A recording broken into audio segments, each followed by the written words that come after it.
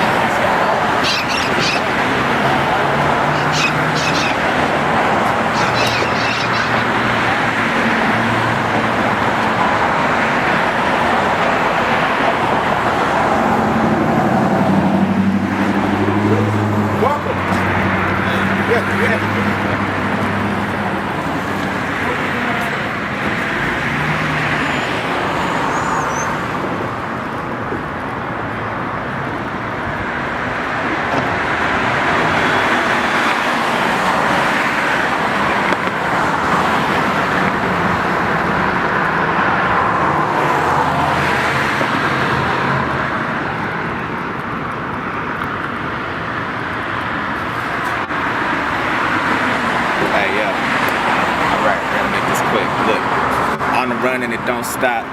Guns up in the dope spot. Cocaine dream, what they call that, a hope rap.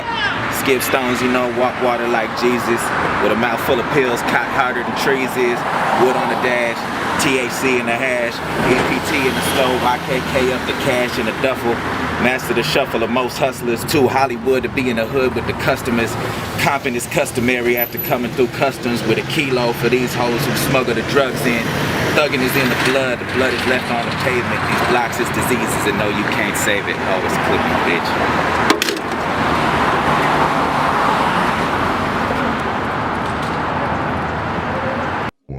One, two.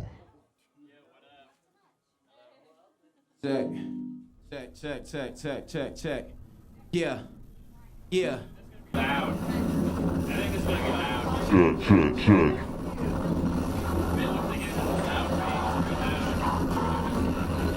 Are we ready? Are we good over there? Fog. If you can hear the sound of my voice, scream real loud. Thank you.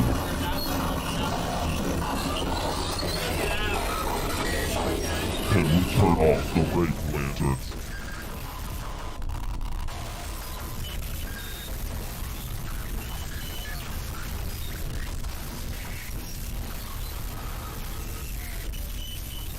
This is real dark rap music. We need more darkness.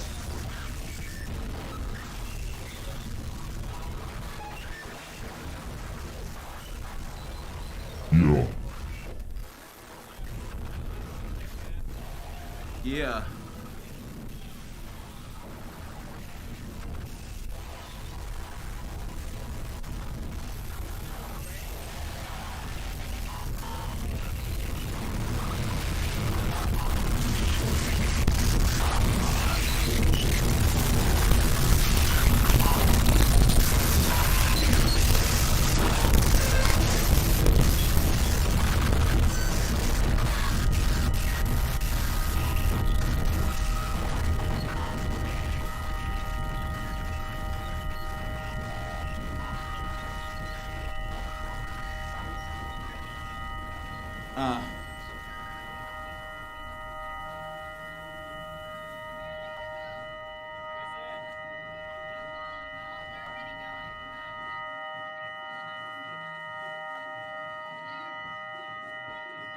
Make noise. No parking Wednesdays at noon. And a garbage lines the streets. A cereal box with cartoons and a price tag way too steep. And a fence that leans to the south round a yard with specks of grass. And a dog with more teeth than mouth chained up sniffing through trash. And an ice cream truck rolled too slow and the picture's black and white. And the cab in the back still ain't cold and it's mostly out at night. And it ain't no kids where it go and it don't play music right.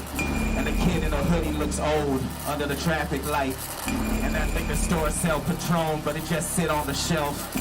And the Steel Reserve in the back practically sell itself. And the Arab up at the front don't ever touch the stuff. Single swishers and blunts with a package opened up. And the white tees triple XL make the men on the corners look tough.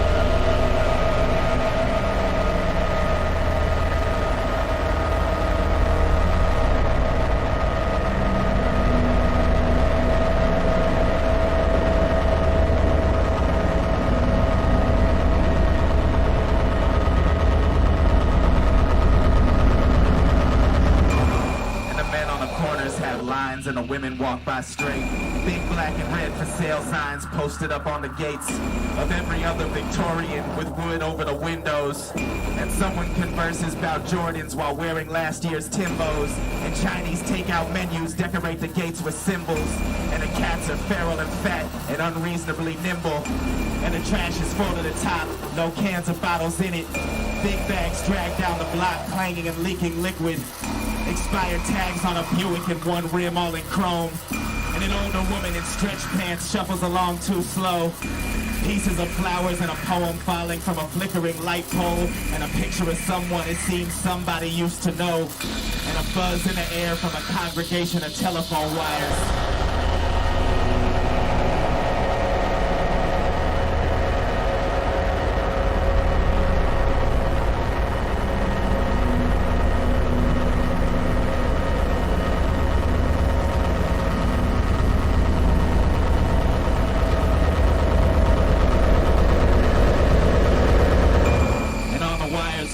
Sitting tiny and black, and tennis shoes from the 90s looking fine and intact, and a cable awkwardly hanging, never reaching a house, and below it a stained up and soggy formerly leather couch, and rainbow patterns in oil pooling in potholed cement, and a screen on a door with no hinges hanging hopelessly bent, and a Bentley dressing the cover of a car magazine, and a Price is Right crowd cheering on a television screen, with a big back jutting out and a color mostly green, and a stove where one burner works and the oven should be cleaned, and the coupons clipped on the table waiting to be redeemed, and the sirens sing long and deep, and the choppers double mean, and the median is asleep, so the waking walk extreme.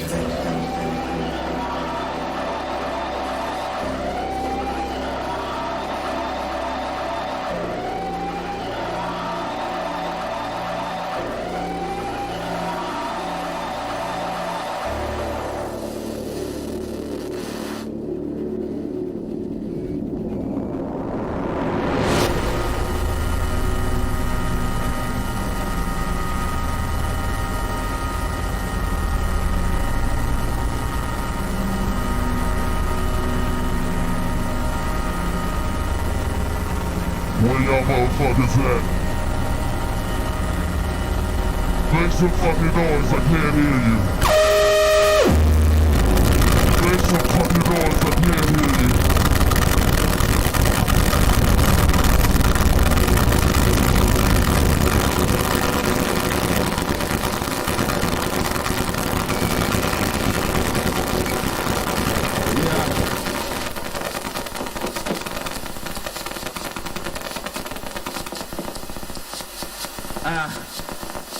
We need that mob shit.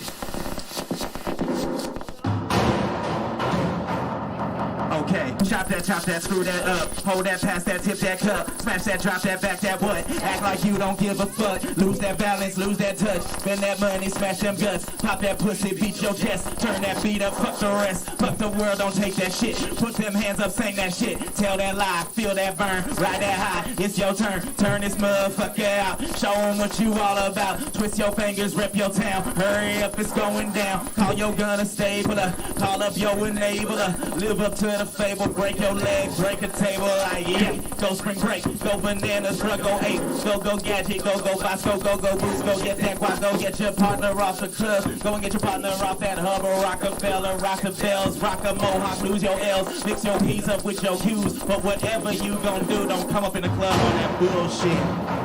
They say they want that raw shit, that raw shit. That raw shit. That beat up in your car shit, your car shit. Your car shit. I got you. Mob to it, you gotta just mob to it. You gotta just mob to it. You gotta just mob to it. They say they miss them old school gangsters. Them lolos with the diamonds in their faces. We got you. Mob to it. You gotta just mob to it. You gotta just mob to it. You gotta just okay, make that next laugh at the light. Light that up before you drive. Roll that caddy extra slow. She don't wanna see the pole. Get your lawyer on the phone. Call that bitch who get that dome. Lay that seat back all the way. Get your money all the way. Play that CD all the way. Hit that pedal all the way. Eyes up at the traffic light. See if someone trying to fight. See if someone fits to buy. Don't say nothing, you too high. Hit that highway, hit that wall. Better pop that Adderall. Don't slow down, don't you fall. Don't you answer if she call. Don't call this number again. Grab that one, fuck her friend. Fuck your life, fuck your pride. Shout out, fuck the other side. Other side, knuckle up. Don't you stop until he cut. Don't cut unless I get paid. Don't you doing what I say. Don't stop, get it. If you got it, let me hit it. Yeah, get that ketchup with my fries. Better make it supersized. Don't you fuck up my interior. They say they want that raw shit, that raw shit. That raw shit. That beat up in your car shit, your car shit. Your car shit, we got your mob to it. You gotta just mob to it. You gotta just mob to it. You gotta just mob to it. They say they miss them old school gangsters. Them lolos with the diamonds in their faces. We got your mob to it. You gotta just mob to it. You gotta just mob to it. You gotta just and if you got that paper and you bought that scraper and you feeling like a pimp, say yeah. And if you know somebody who know somebody who know somebody, say yeah. And if you got $100,000 all up in your mattress and ain't nothing in the bank, say yeah. And if you got a man at home but you still giving dome to somebody in the club, say okay, bring that whip when I get out. Bring your city, bring a pound. Ring them motherfucking bells. Street sweeping up all the shells. Build a shelter out of straw. Chain that pit up, that's my dog. Cook them chickens, cook that rice. Make that money, shoot them dice. Shoot your guns up in the air. Shave a star into your hair. Kill that noise, dead that talking. Burn that rubble, fill that coffin. Smoke that Barney, play that fife. Whistle if you want the price. I got it for the low. They say they want that raw shit. That raw shit. That raw shit. That beat up in your car shit. Your car shit. Your car shit. I got your mob to it. You gotta just mob to it. You gotta just mob to it. You gotta just mob to it. They say they miss them old school gangsters. Them lolos with the diamonds in their faces. We got your mob to it. You gotta just mob to it. You gotta just mob to it. You gotta just hey. Yeah, I'm trying to take this shit to the moon, you smell that? I'm trying to see a bitch moonwalk, you feel me? Talking about Alice, no Brady Bunch. Mind your manners and man the minds, you understand that? Keeping it all the way Vanderbilt. Mob to it. Hey, mob to it. If your toes is peeking through your Air Force Ones, I appreciate the hustle, motherfucker. You might wanna paint your fucking toenails. You gotta just, you gotta just.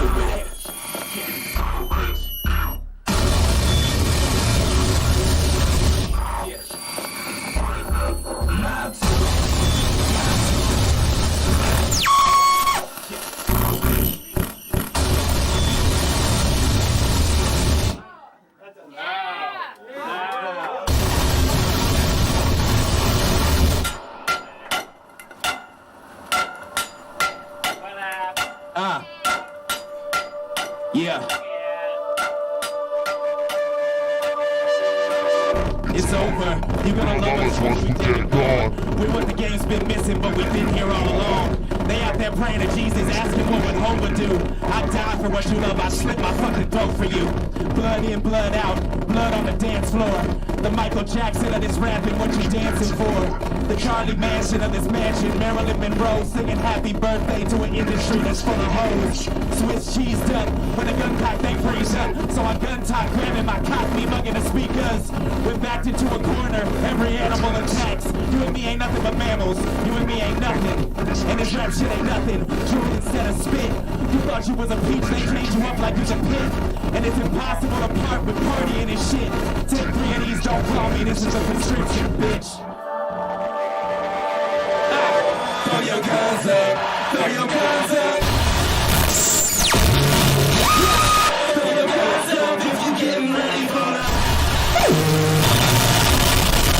Throw your guns up, throw your guns up.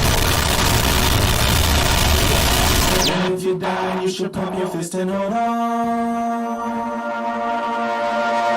All these rappers scared of being what they are. I run through condoms like weed smokers run through cheap cigars. I go through reed and swishes like tornadoes blow through houses. Disney on these hoes, shouts to all my Mickey Mouses.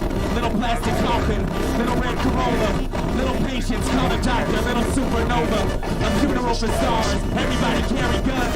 A body bag is marked public enemy #1. Flavor of the month, I'm living ice cream paint. She like you just don't care, like I'm the one to fucking blame. I gotta feed these kids, they want a poster child. I guess it's rapping, I'm back to the crack and blocks gone wild. Blocks gone, I can't go back, they don't know me in my set. We out this motherfucker Dubai on a private jet.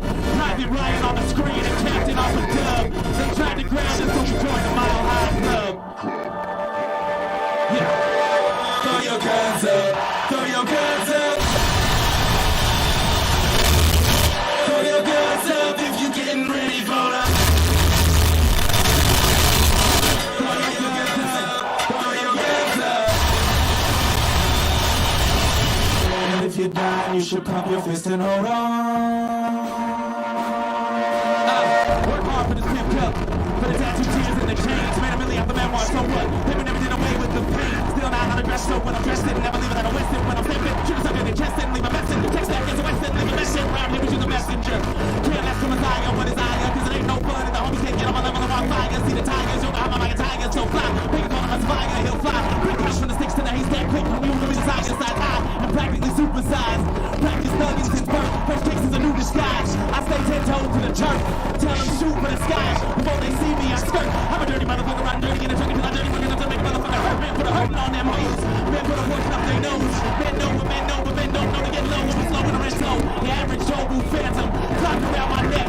Tuck back in the pop caps on them when they pop back. Crack it back at anybody checking my respect. Yeah. Throw your guns up. Throw your guns up.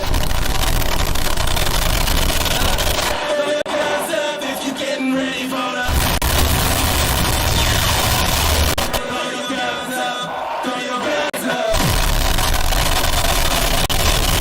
And if you're down, you should pump your fist and hold on.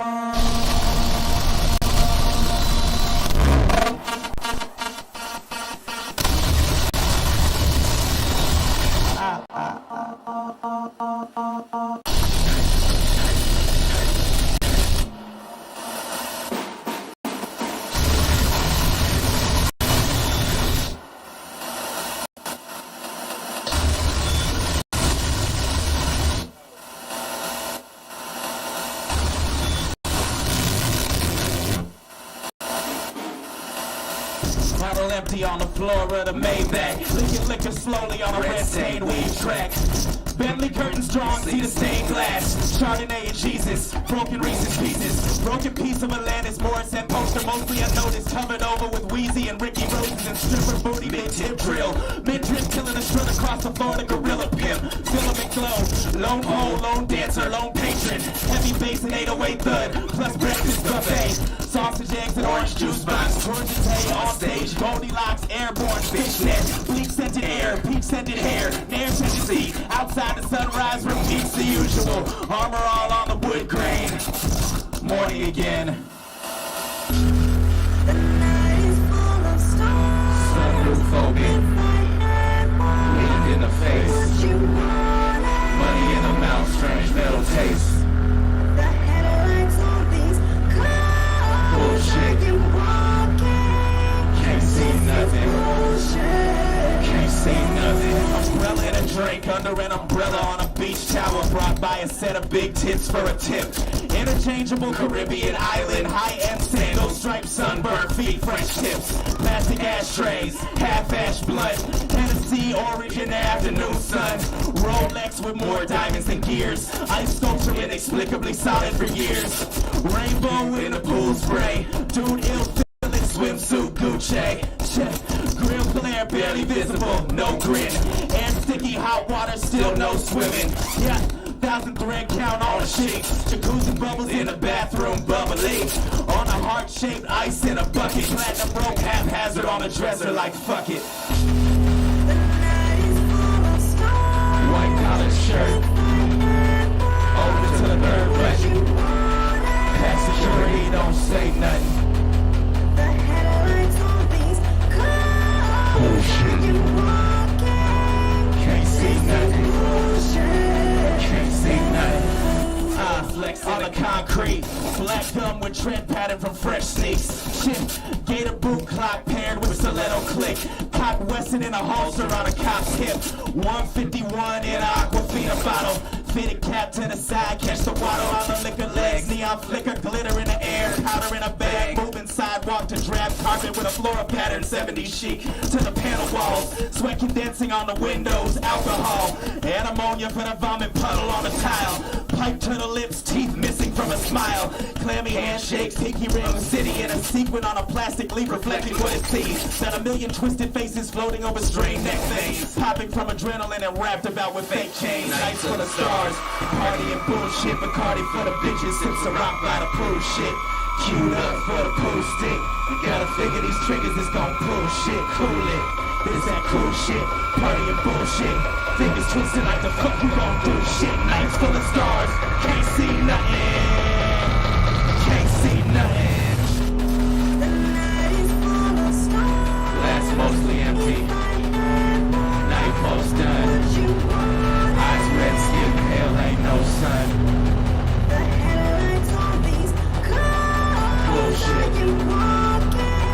Can't see nothing. Bullshit. Can't see nothing.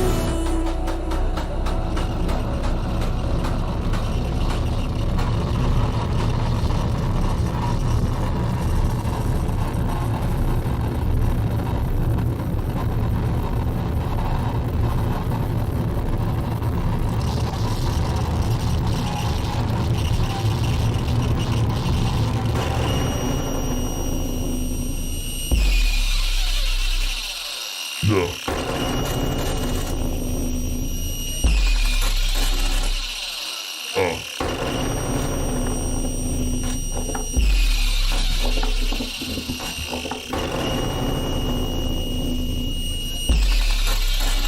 Yeah.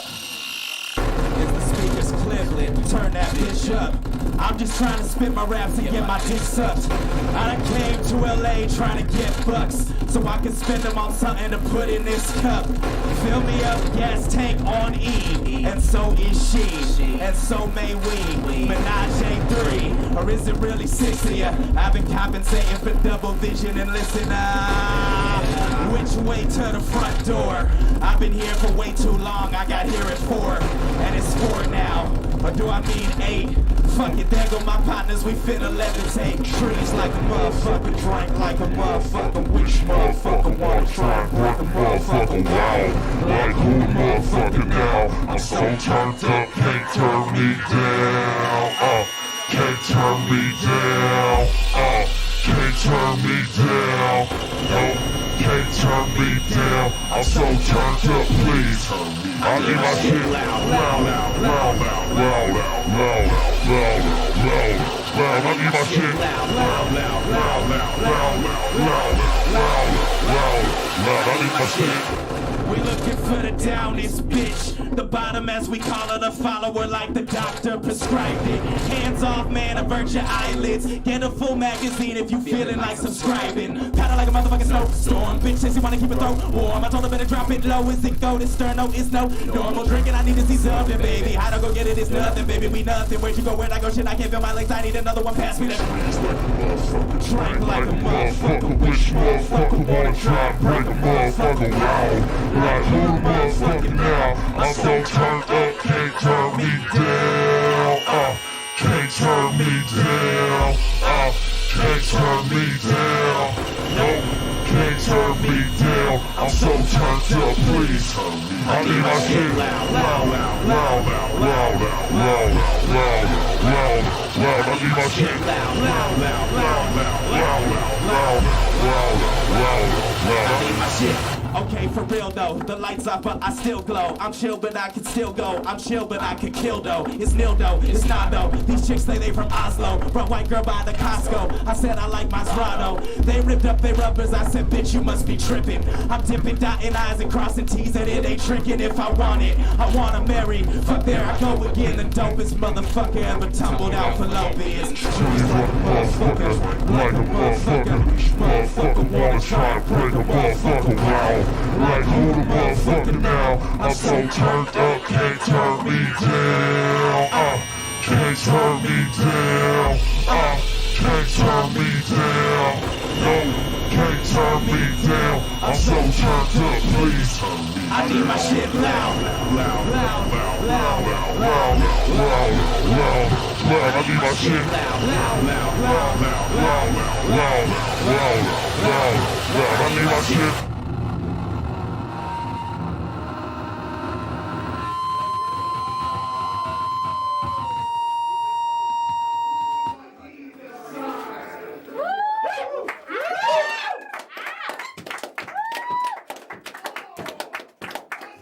Thanks everybody for coming out.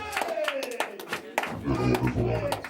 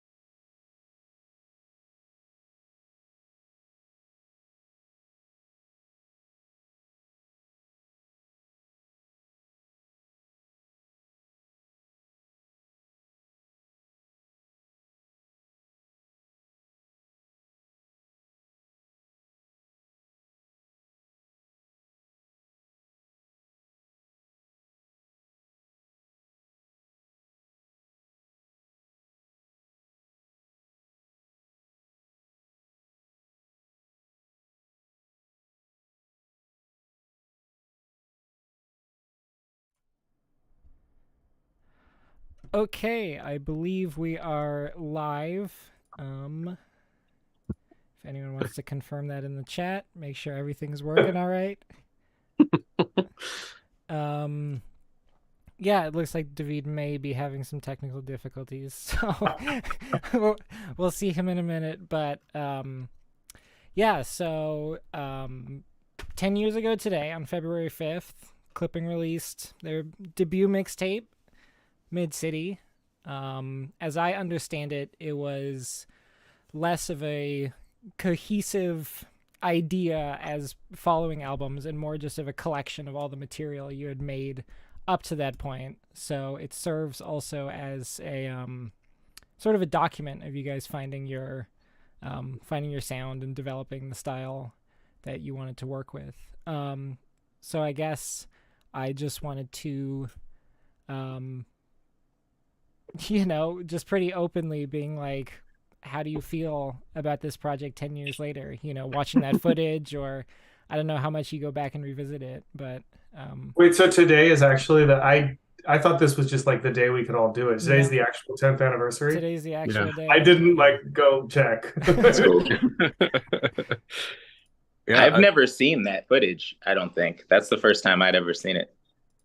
I forgot it existed until like a couple of days ago. So I was looking, Bill was over here, we were working on some stuff, and I was looking for that because I had run into that cell phone video of you doing the collect skit like ages ago, and I remembered that I had it and I was like, oh, that'd be a funny thing to send to Lucas for him to show, because that is on Midcity. It's this thing. And I ran into that footage of that show. I forgot that's how we did that. That's really funny. That was our first.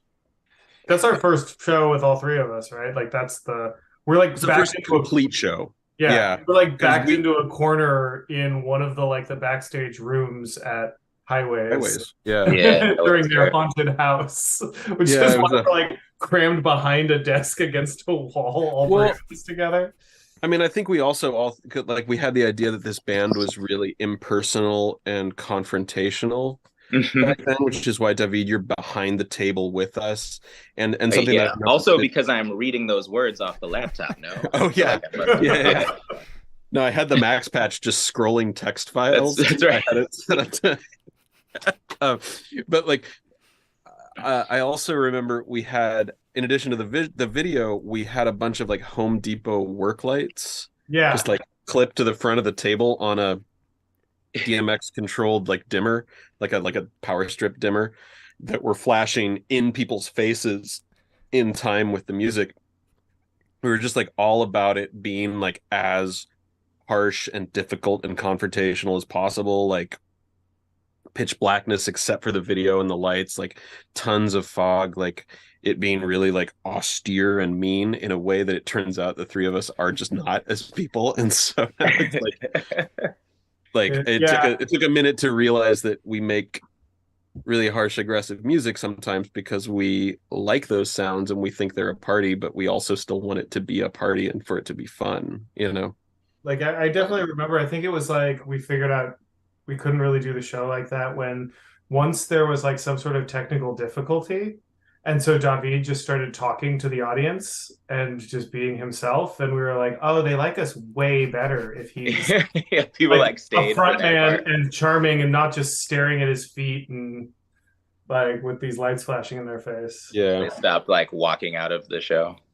I think that was the only one we ever did that way. We did. Do you remember the one that there was a really bad one that was it's in some gallery, under Sunset, where it goes over Silver Lake, not Silver Lake. It's not even Silver Lake. It's Park. That's not the lot. You're not talking about the Lot 1 show. No, Lot 1 is on Sunset. This was a bit down where how you get into the Echoplex as opposed to the Echo. Yeah. Yeah. On that street, remember up that street, there was some art gallery, and we played in the afternoon, and we had everything failed. That was the one I think was the first one where David started being charming to the audience. Oh, I kind of remember. It was it was Echo Park Rising or some fest or something. Yeah. I think that's what it was. Yeah. Yeah. Yeah, no. I also found audio from a show around that time in Fullerton that I have literally no memory of. Oh, I remember the Fullerton show. That was a bar. Oh God, and what was his name? Who was Mabson's friend was DJ? Oh, Schwartz. Wait, that was with Schwartz. Yeah. I remember that. Wait, I do remember that now. That's crazy. Wow, that show was fun. That was not a terrible show, I feel like. Yeah. Well, I should probably listen to it then. It probably sounded we've never played in Fullerton. Yeah. No, it's really funny, seeing that early stuff that got sent to me, kind of getting an idea of the timeline of that sort of stuff, because that video of the Collect skit, I was looking at the recording date and the metadata, and it's like 3 days before the album released. This album cover was, I took this picture and made this album cover an hour and a half before it was on Bandcamp, I would say. Like something in there. I had forgotten that, but you said that the other day, and I remember actually pretty like, because we had announced it was coming out at a specific time, and I can kind of remember sitting at my computer with the Bandcamp like album admin page open with all the audio up and all the metadata up with no artwork, just being like, I wonder if I'm gonna get that. It's because you rejected my first pass to the album cover. Oh, really? Oh, yeah, wow, I don't remember it that was either. drawn by now incredibly famous painter Andy Wohl. Oh, yeah, Wow. you remember that? Who is now whose paintings sell for a insane amount of money now, and he's very successful. But I love Andy. That's another example of me just not maybe having my finger on the pulse. I mean, it's fine. I'm pretty stoked about this one. This one worked out. Yeah. Makes a great T-shirt. Yeah. Yeah. I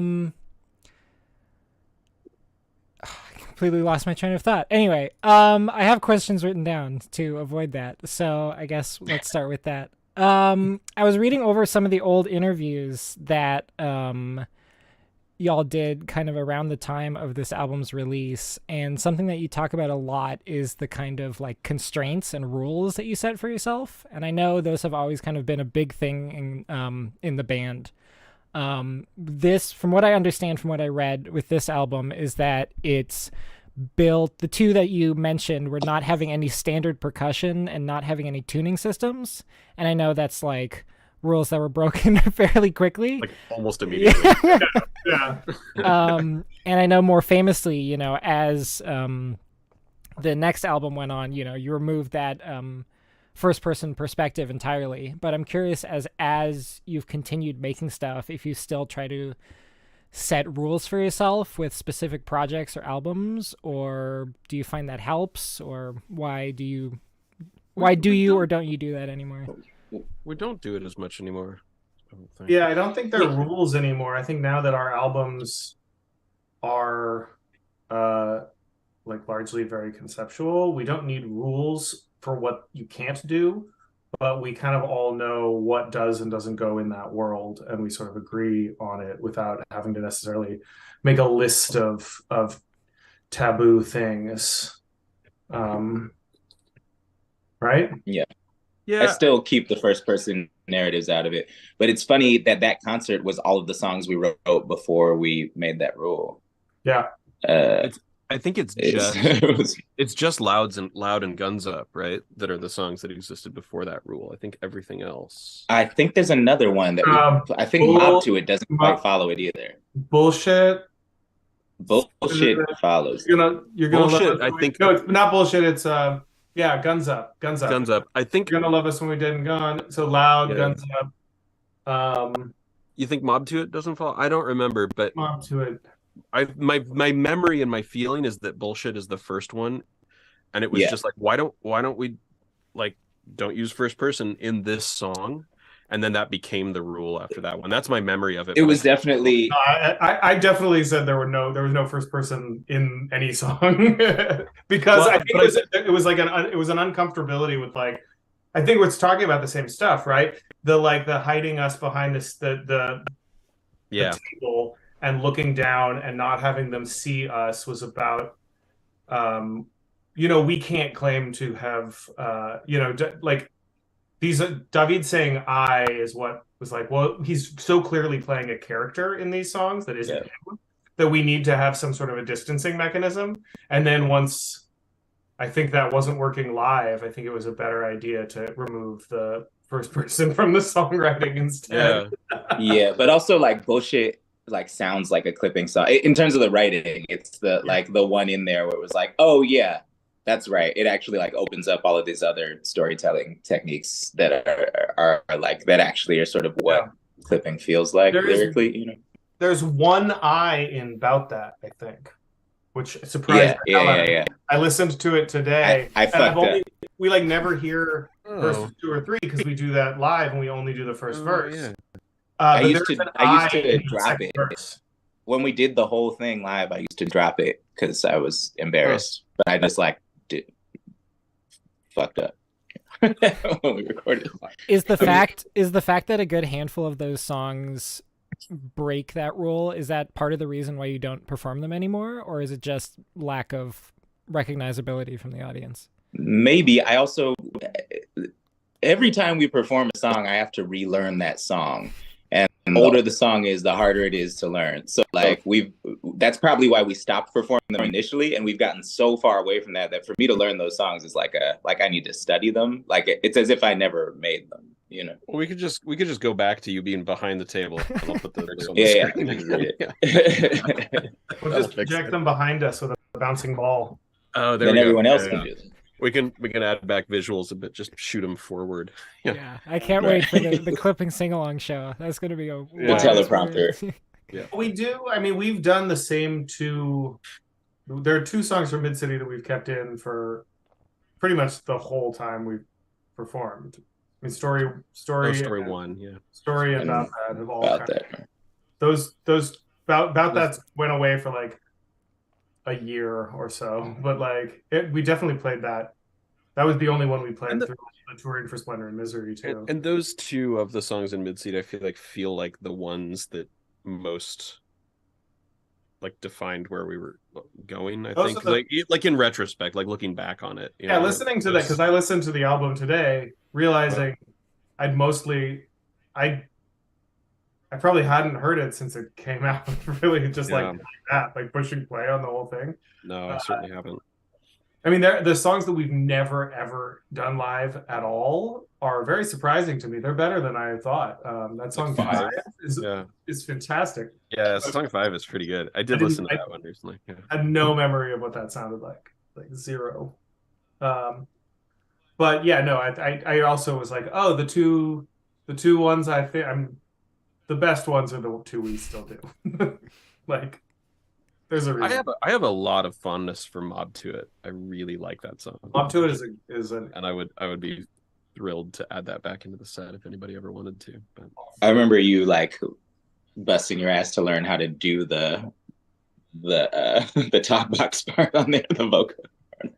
That's right. Well, the hardest I've ever worked on Talkbox was when we were talking about how we were going to do Get Up live if we didn't have a vocalist with us, and I was like, I'm going to get good at Talkbox, and I'm going to do the Get Up hook on the Talkbox, and it's going to blow everyone's mind. And I worked on it for a very long time, and I was still very bad at it. We were all just like, that's not appropriate to hear you sing those words through a Talkbox. I don't know, like none of this makes sense or is a good idea. It was funny in those interviews going back and reading about how, speaking of Mob to It, the story about you driving to some parking garage and finding one of their trash cans to throw down the stairs for that song, for that noise, you know, at the beginning. Lot 3 at UCLA. Yeah. Parking structure 3, UCLA. Right next to we got the UCLA police rolled up on us, and we were like, "We're making a student film." Yeah, they went, "Oh yeah." UCLA, like college campuses, are still some of my favorite places to record because everyone assumes you're just doing some sort of art project. They don't hassle you, you know. Yeah. I've made so many recordings in Parking Structure 3 at UCLA. There you go. For everyone asking for production tips, there you go. Go find Parking Structure 3 at UCLA. Yeah. We'll go put up a plaque or something. Yeah.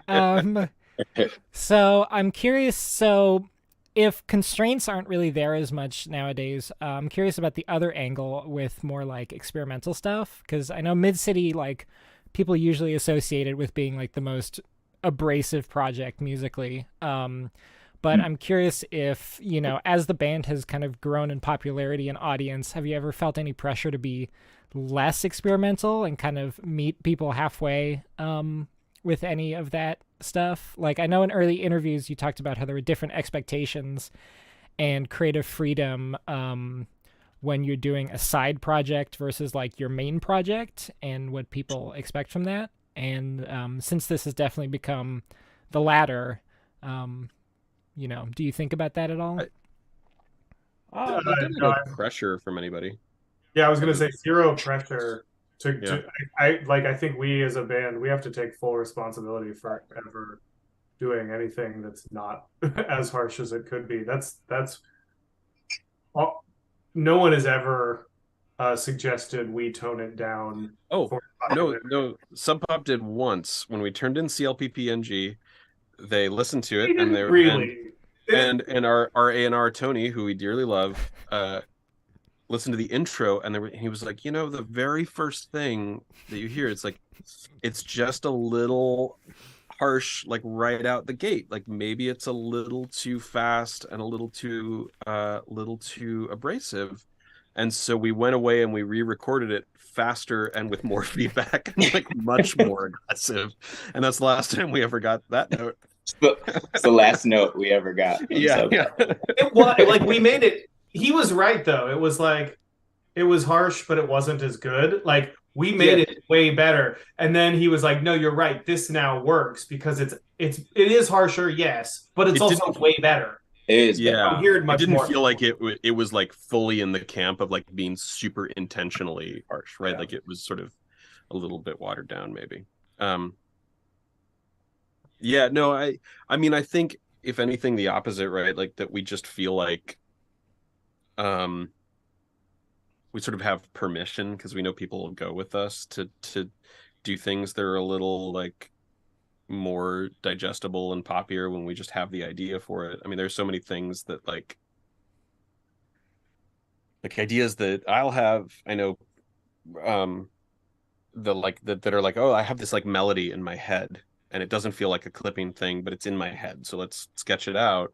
And then it becomes a clipping thing just because we feel like we're allowed to go that way with it, with things. I mean, like Nothing Is Safe is one of those that was like a melody I was saving to be in some movie score or something.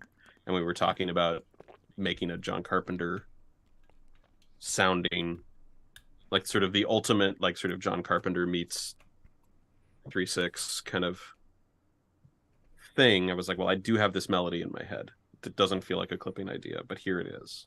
And then we turned it into a clipping song. So I think we just have like, we have a little more permission internally to do stuff like that because we know that people will go with us on it. But we definitely don't feel pressure to go in a certain. And like sometimes we answer prompts, like when we're asked to do something like for a particular like project, like, but yeah.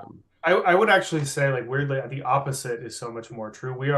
I feel much more pressure to remain really, really harsh.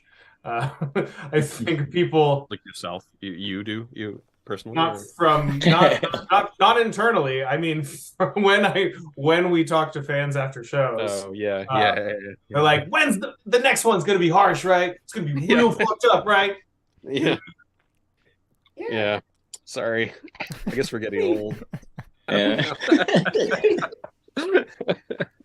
No, that's interesting because I read a quote that I guess was in like an early newsletter about the band that it said, "A return to a philosophy popularized by Bomb Squad's production for Public Enemy to make music that sounds as threatening as the environments we live in."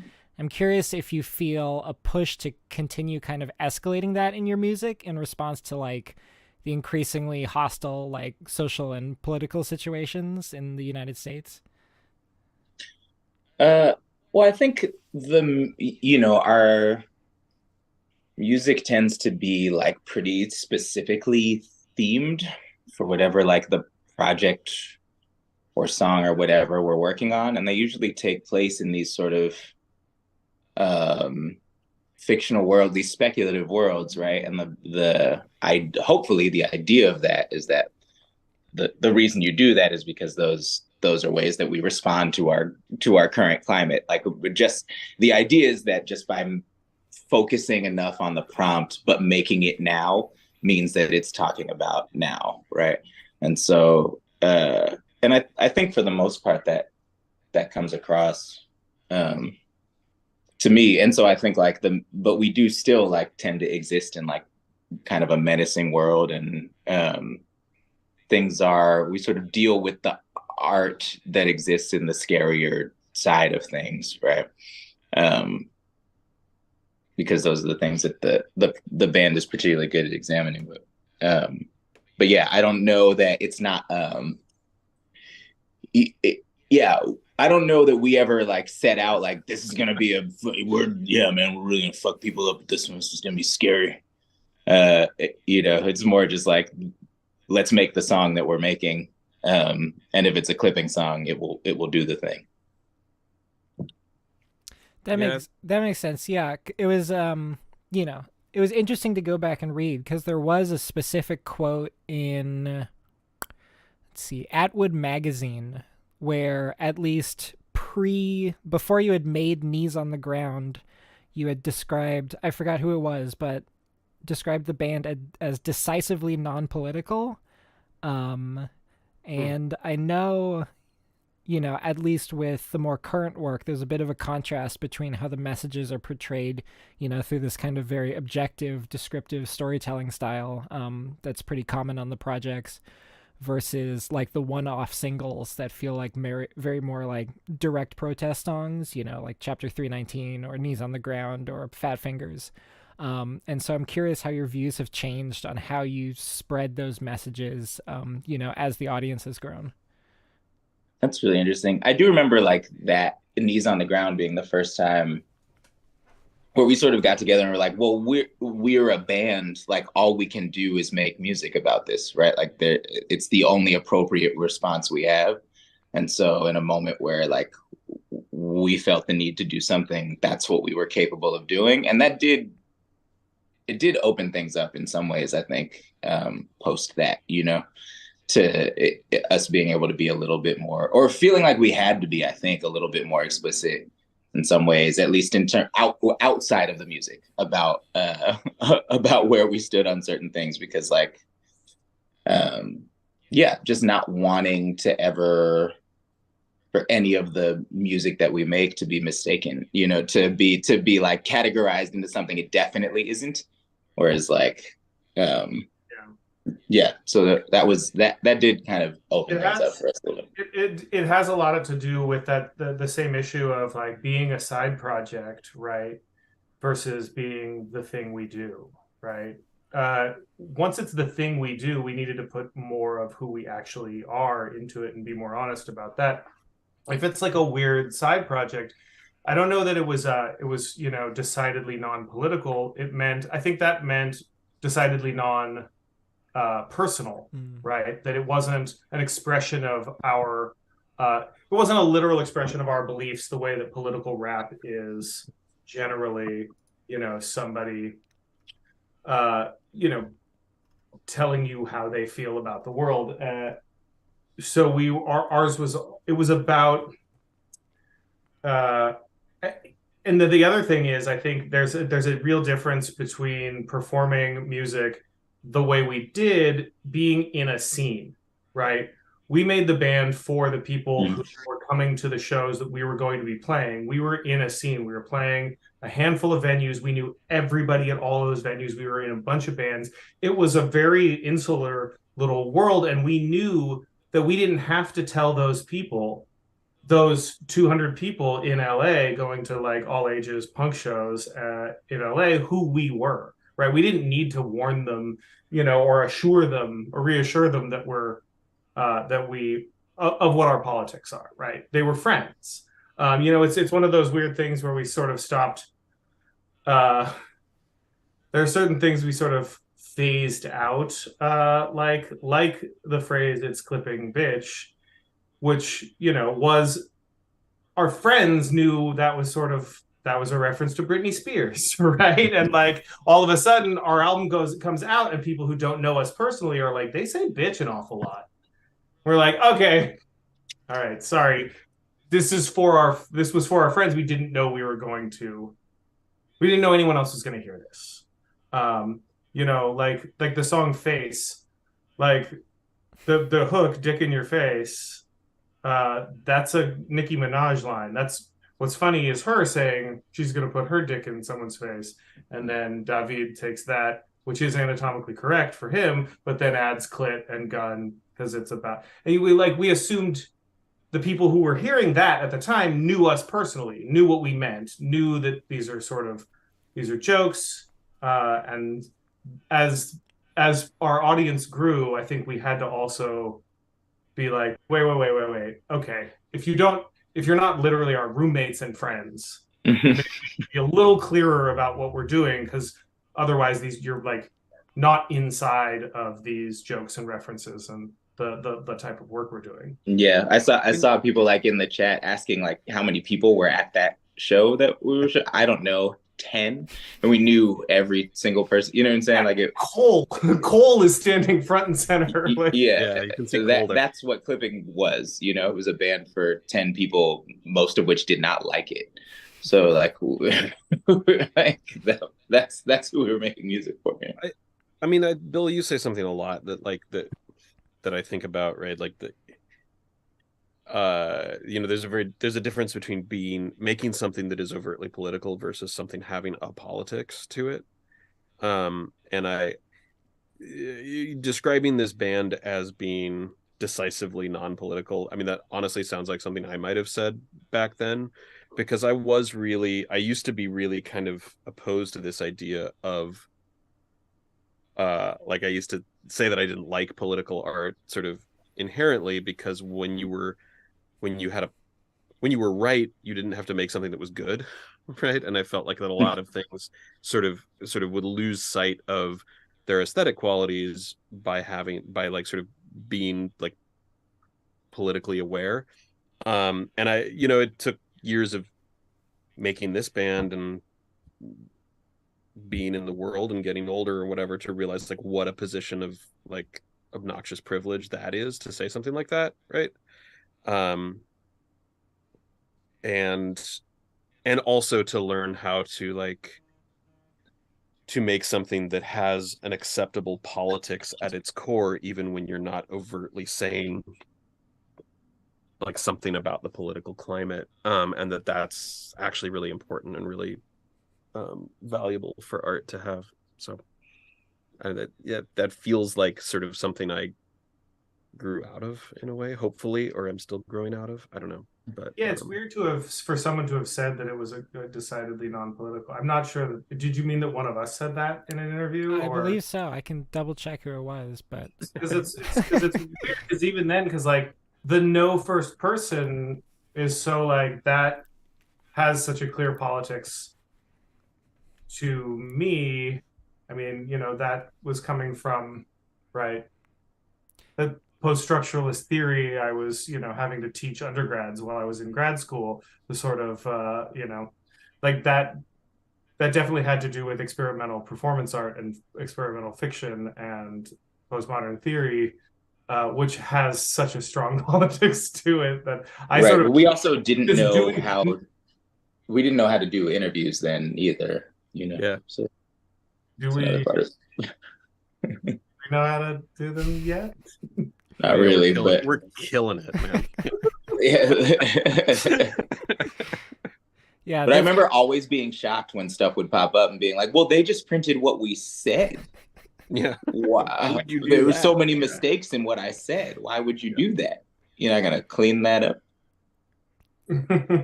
This was a a written interview, so I was curious if that quote had been lost in translation somewhat. Who knows? I don't remember. What did you say? Could have said it. Atwood magazine or Atwater magazine, something like that. I have no idea what that is, so I don't have no memory of what this is. Zero memory. Yeah. I can send it to you later. Or not. Or not. That's fine. But this actually does kind of segue into my next question. Clipping definitely falls into a genre that seems very popular with a younger generation. So as well as those kind of, political messages and messages of social justice and activism, you're also exposing them to a lot of, art and composers and, art history that they may not otherwise have seeked out or be familiar with. And I know all three of you have worked in academic settings in one way or another, but I'm curious if you ever like consider your role of educator in the clipping work. Oh man, no. No. Decidedly no. For me, it has to be not that, or I couldn't do it. And Yeah, I mean, I think it's more about we just have so many references and so many things that we're constantly like, paying homage to or quoting, or that to pretend that we invented literally everything that we're doing feels fraudulent, right? And so we should wear our references sort of on our sleeve at all times. But it's not about like, I think it's less about like making sure the kids know about the good stuff, and more about like just being honest about like, no, this is, we set fire to a piano because we like Annie Lockwood, I think. yeah, I would agree with that. Yeah, I think sometimes we get excited about the folks who we get to, if we get to choose our opener on a tour or something, like sometimes that's exciting, just to be like, well, I think there's a group of people who are going to come to see this show who don't know who this person is, and like I'm so excited for them to now know who this person is, right? That's the closest to sort of educational as it gets for me. It's like the like genuine joy I feel like seeing a crowd freak out when Eviction starts playing.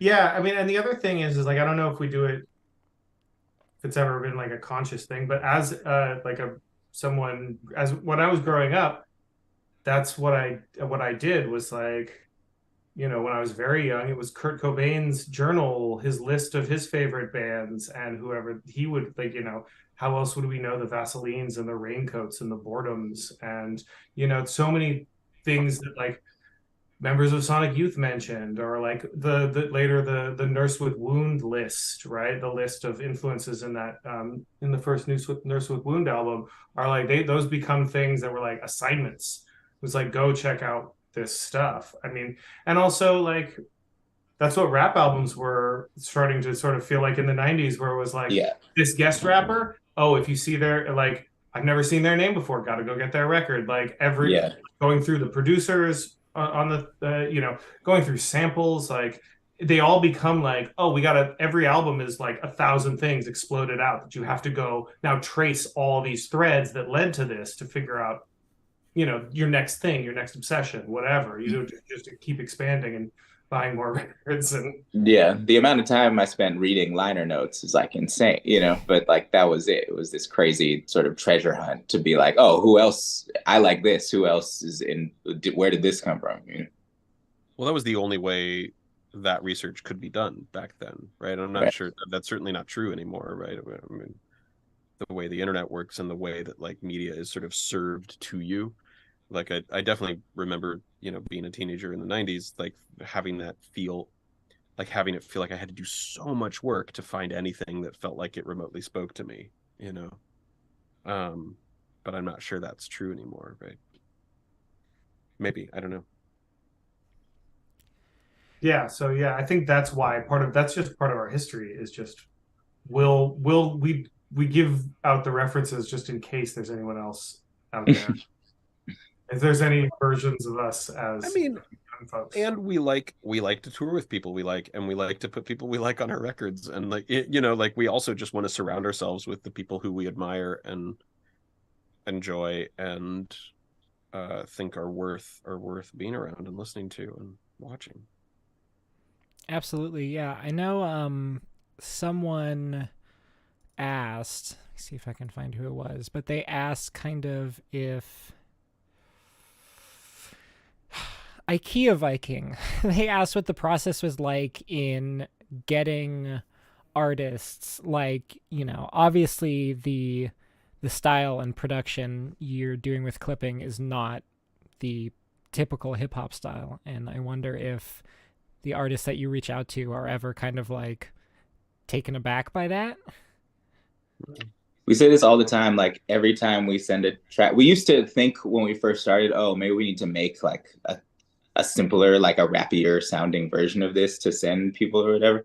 But like, there's not really ever time for that. And we've never, I mean, you know, we were in the studio with Gangsta Boo when she recorded her verse, rest in peace. And like, she never blinked an eye. Like, it was nothing. It was so natural for her. She was like, so, you know, she was, I mean, she was incredible. She didn't even say, "This is weird, you guys." It was so not weird to her.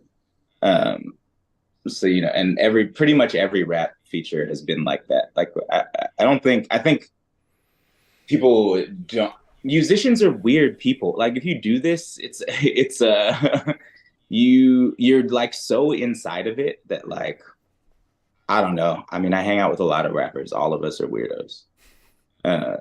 And like, nobody really thinks of their music as siloed as it is presented out in the world, in my experience.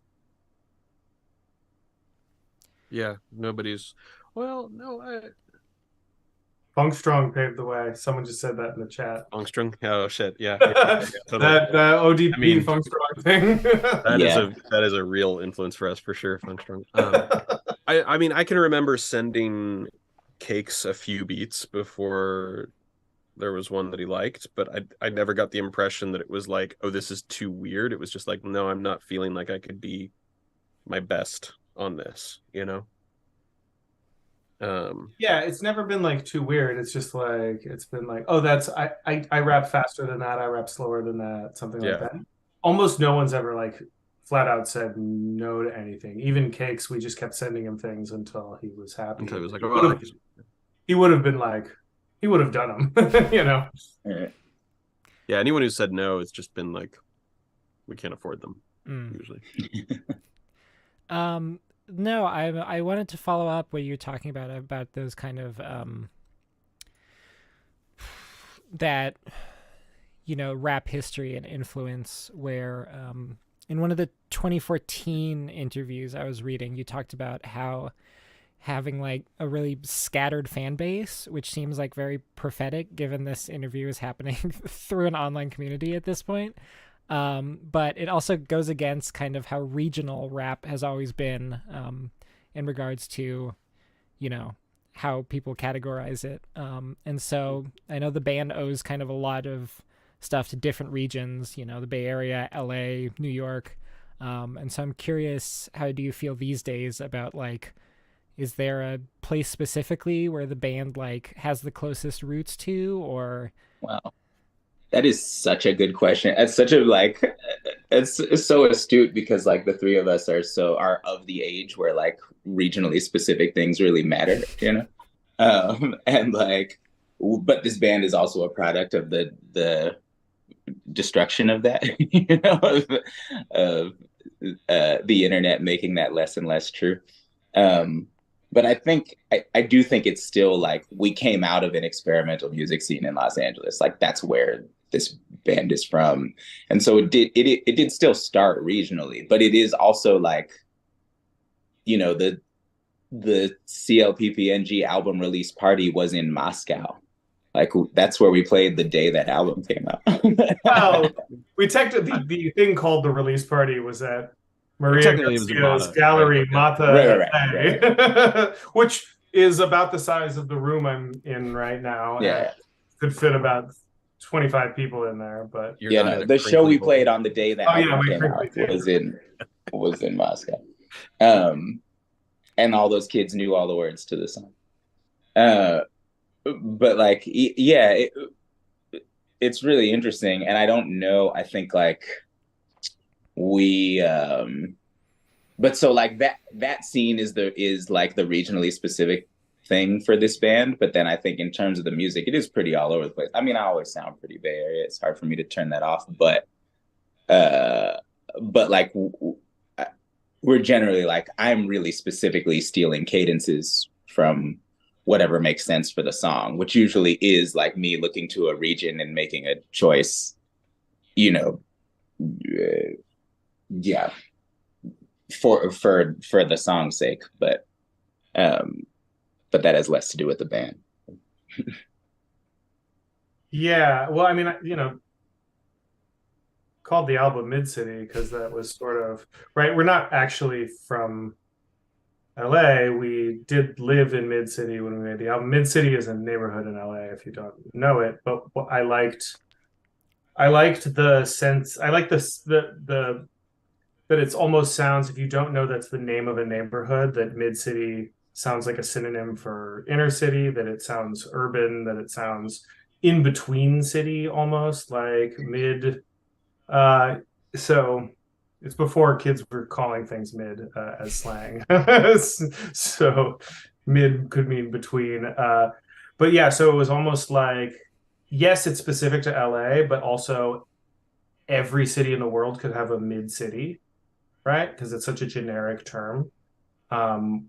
Was what I liked about it. So it is about like regionalism, but regionalism abstracted, in the same way that so much of the idea of Mid-City was to just take right signifiers of gangster rap and scramble them up without any sort of subjective center or sense that there's a truth, right? Like to take something that is so supposed to be so specific and so fiercely personal, right? These are true stories about my life, right? That's what rappers say. And yet there are so many repeated things that if you just took out the person at the center and just scrambled them up and presented them as a bunch of snippets and collages, you know, there's so many things on the album, right, that are like, I mean, it's just a collection of nouns from rap songs, right? Like, well, that's what bullshit was.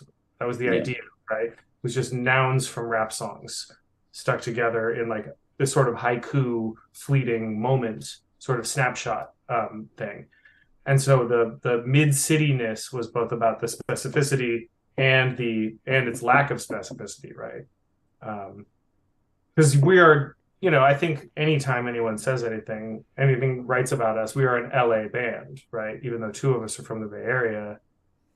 And Jonathan's from slightly outside of LA, in a place that had its own music scene, but only a few rappers from the IE. A lot of ska bands, yeah. Haven't heard that influence yet. I'm sure it's getting there. Yeah. Oh, it's coming. Yeah, that's the next one. Yeah.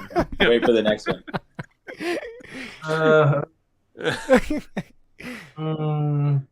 I'm curious.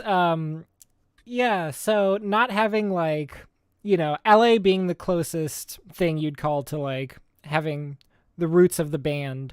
I'm curious when you're touring if you feel like there's any specific places or regions that you go where you get, you know, I don't want to like call out anyone specifically for maybe not doing that, but like places that you feel, you know, come out more, or it's weird to say that because we don't tour that much, and I feel like the touring, the turnout or the feeling of a particular show has like, there's so many variables, right? That it's like, how hard did the promoter work? How, you know, like what other shows are happening that night? How many people decided they'd rather stay home? You know, like there's so many variables that it's really hard to say, I think, like what a certain city always feels like or doesn't feel like. I mean, that being said, I feel like our times in London have been like kind of like, I'm always surprised every time we go to London.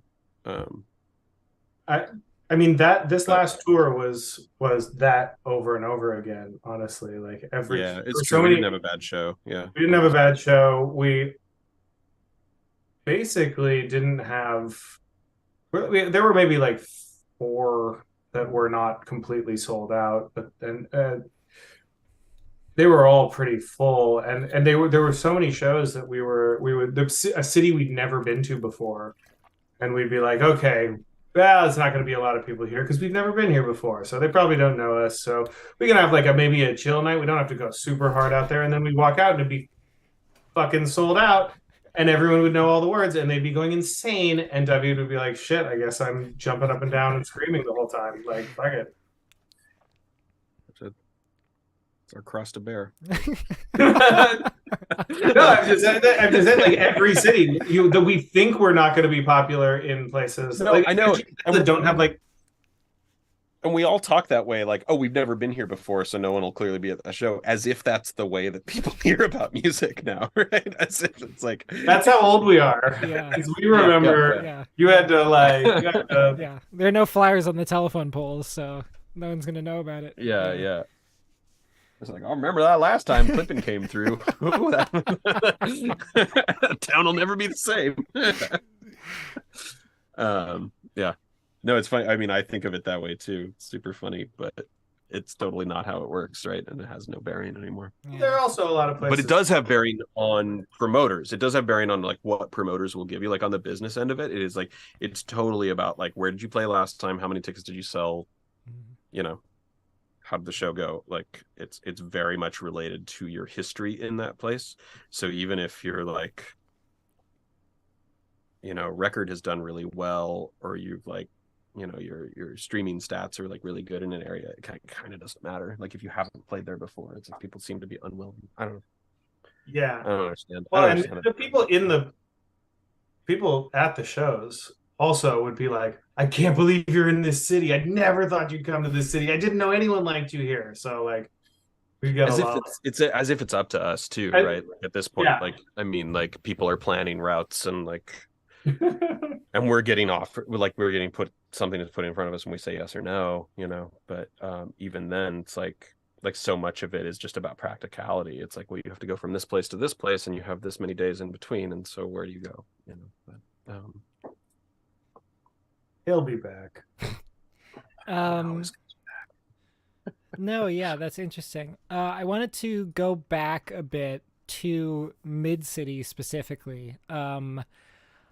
You know, as I said, I think you've described the album as just kind of a collection of everything you've made up to that point.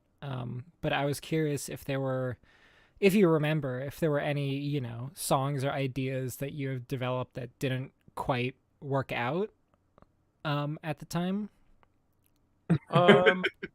Yeah, I mean, well, certainly like the stuff on that Death Bomb tape, like Face and Block and we had Face and Block as if we were, or maybe we just had Block actually, and then I think we made Face and the freestyle, like to just make that tape really fast. I feel like Brian would remember, but I think that first demo CD with like 5 tracks was like Loud, Guns Up, Bullshit, Block, Bullshit, and then we took Block off of that because that tape came out first. Well, that tape came out really fast. My memory of it, and Brian could fill us in, is that he had like a series of tapes or something. He had like time like scheduled to the manufacturer, and like someone dropped out, and he was like, "Do you just have material for a tape that I could put out, like that I could send to a manufacturer like in 2 days?"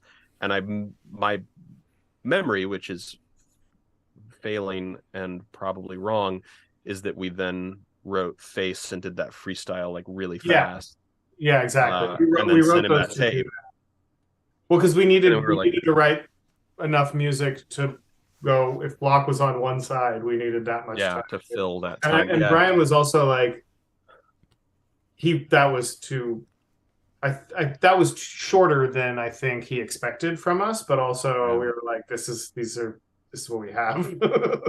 And we were probably trying to come up with an album or something. I can think of only, we're not a band that has a lot of like leftovers lying around. Like we usually, like if something's not working, we kind of just don't finish it. It's very rare that we have like a song that's done that we decide not to put out, or that's even close to done.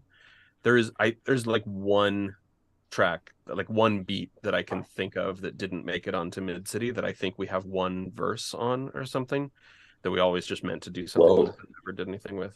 It's because I don't know what that is. It's because we wanted this particular guest teacher who never wrote us back on it. Oh yeah.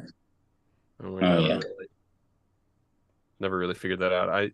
I'm sure we'll unearth it for something someday. It's not like so good that I'm just like, oh, I can't wait for for people to hear this one. But fine.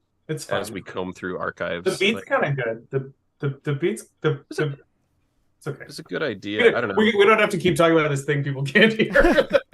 No, I think it's always That only interesting. we know what we're talking about. It's always kind of interesting to hear about the the timeline of stuff like that, because for a long time there was this video of what was it? My brain is not working. And relate. Yeah. Welcome to my whole life. Yeah, right. I know, right? Yeah. Club Down is a live, a performance of Club Down that you'd done live for like years, and people were like, "What is this song?" And so I guess just like seeing when an idea starts like that versus when it actually comes to fruition or is like released or on an album from an outside perspective. That's a good example. Like, yeah, that song is the reason that the last two albums exist, really. Like we that song was like, yeah. there is a whole album here, and yeah, we made it. This isn't on the album we were writing it for. Yeah. We made it during the Wriggle stuff, I think, or even Yeah. during CLPPNG. It was like one of the last things we made during It was CLPPNG. before clipping came out.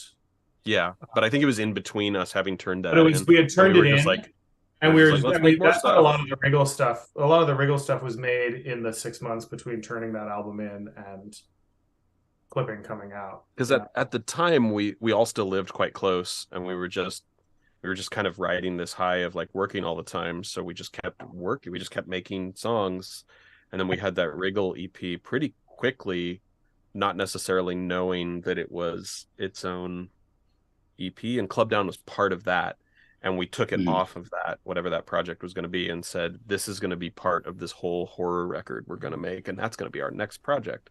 And then it took 8 years or something stupid. But yeah, we did play it live once, sort of disastrously. That whole show was a disaster. Yeah, it wasn't the song's fault. The song probably went fine. But it is that show's fault that we've never played that song live again. And I think we should. I think we need to come back and face that one and play that song live, because that song's good. It's all Red Bull's fault. It's all Red Bull's fault. Yeah, but we also would totally do another show for Red Bull. They're listening. Did they even do shows? Yeah. Didn't they They just don't. take down the Red Bull Music Academy? All the Red Bull music stuff is gone. I wonder if the studios still exist, but It's just but like if they started it back up and they wanted to do something, $9 for the domain name to keep it up when you're a fucking just try not to burn that bridge if they ever restart it. I'm just saying. Oh yeah, 'Cause they're that definitely was a watching. pretty good thing they had going for a while, and it was very cool. And if they were to do it again, I would be stoked. I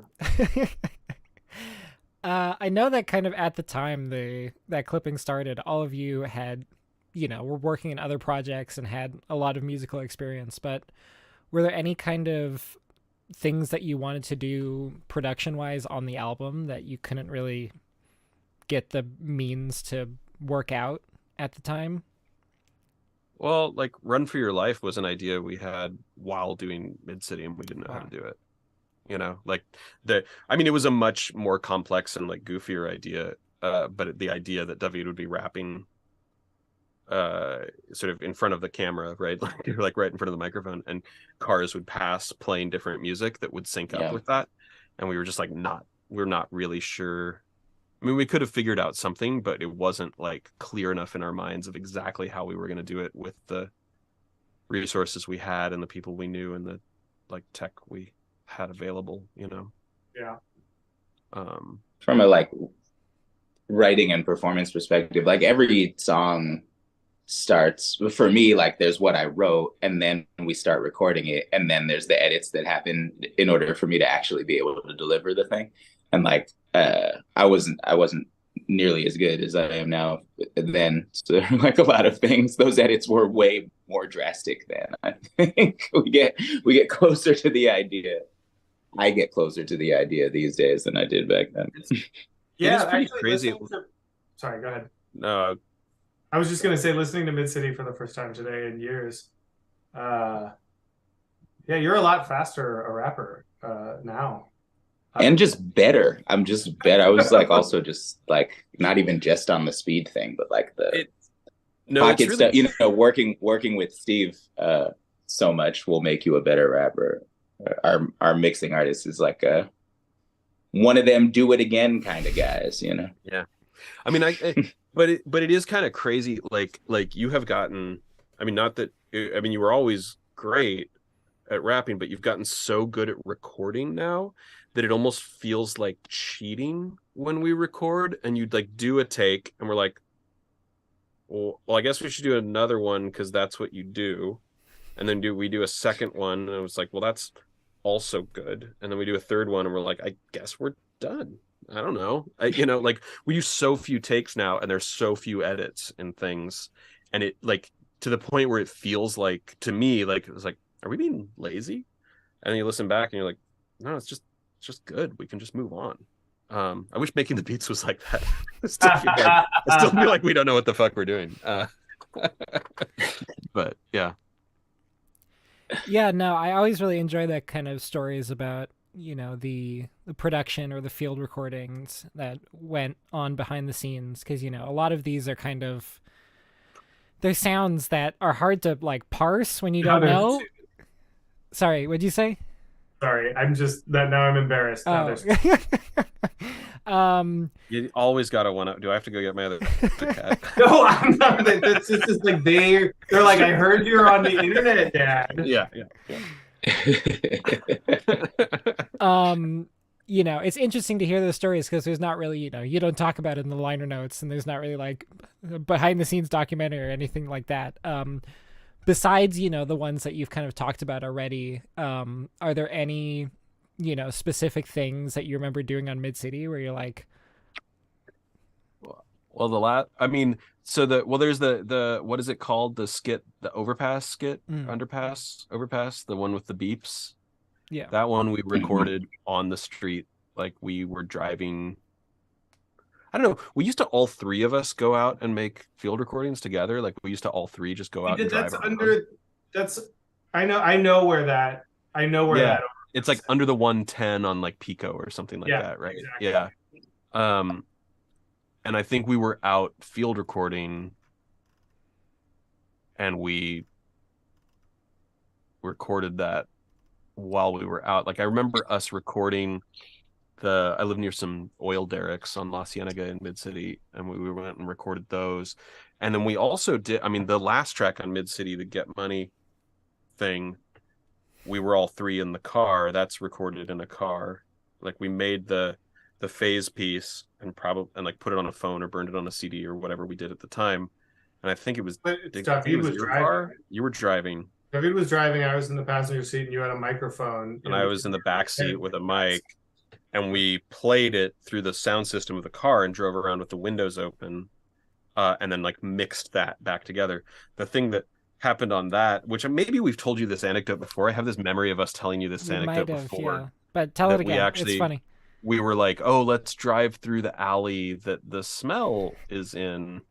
Like, just so, you know, like it's funny that we recorded that, like, you know, driving through that alley, not remembering there was some big, like, I mean, it must have been the Smells anniversary, right? Like thinking about how the time lands up, because those anniversaries are always in January, right? So it must have been the Smells anniversary in 2013. Was it? Yeah.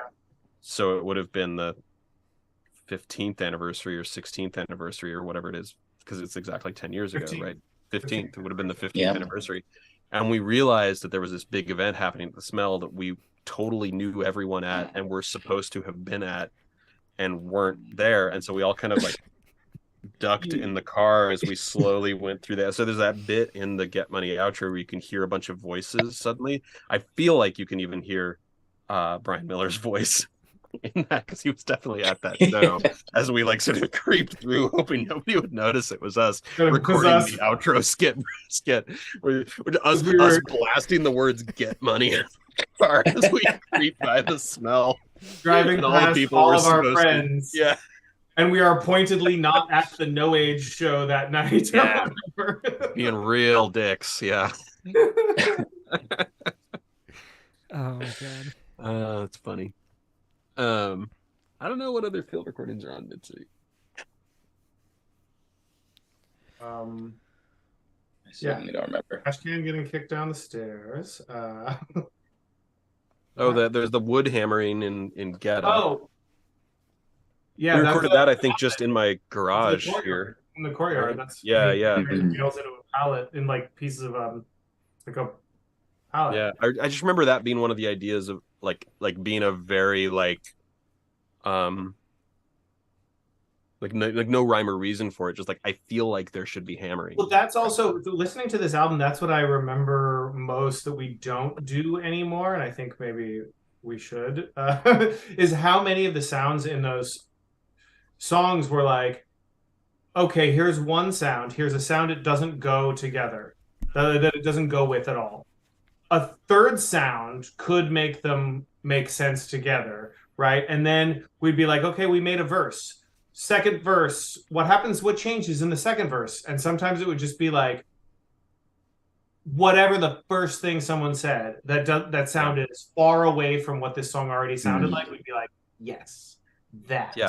Yeah. I mean, I do kind of miss that feeling because I remember the feeling of making Midcity was like none of us knew at all if anything was good or was working because we had no precedent and we had no context for it, and we were just like, let's just keep going until everyone's run out of ideas, and then we'll call it done, and then we'll move on. And in a few days, we'll listen to it again, and we'll decide whether or not we think it's acceptable. And that was kind of like, I remember like not really knowing, but also feeling like we had at least made something unique. Like, you know, I was not sure that it was good, but I knew we had at least made something that felt like something nobody had heard before, or at least that I hadn't heard before. There's a little less of that going on. Probably because we have just made so many albums at this point, and we, you know, it's hard to do that. Hearing Five for the first time in a long time today, I'm like, oh wow, this really feels like that, right? This really feels like, okay, there's a field recording loop that you of something you had recorded. Oh, that's the well. Maybe in Argentina. Yeah. No, that's from Italy. Yeah, so there's a loop, and there's like this sort of sample and hold stab, like a hit from a synth that doesn't feel like it should go over a field recording. And then the fact that it's like all building up to like, we're like, no hook, it's just going to be this drum machine sound, but just like like a bunch. And then this, like, what happens in the second verse is like, there's like a choir sound, baritone choir. It's like you could just sort of see. I just remember our brains working, hearing that, and being like, us each trying to come up with the next most unlikely thing to add to the song. Yeah, that is a good premise. We should do that more. Yeah, I remember that feeling. I have not listened to that song. I don't in a long time. I do not remember what it sounds like. And that was before we really knew how to make things in non-4 time signatures too. As well we used to. I'm glad we kept at that, because that was a thing that I was really bad at back then. Like, it just like the rapping always ignored.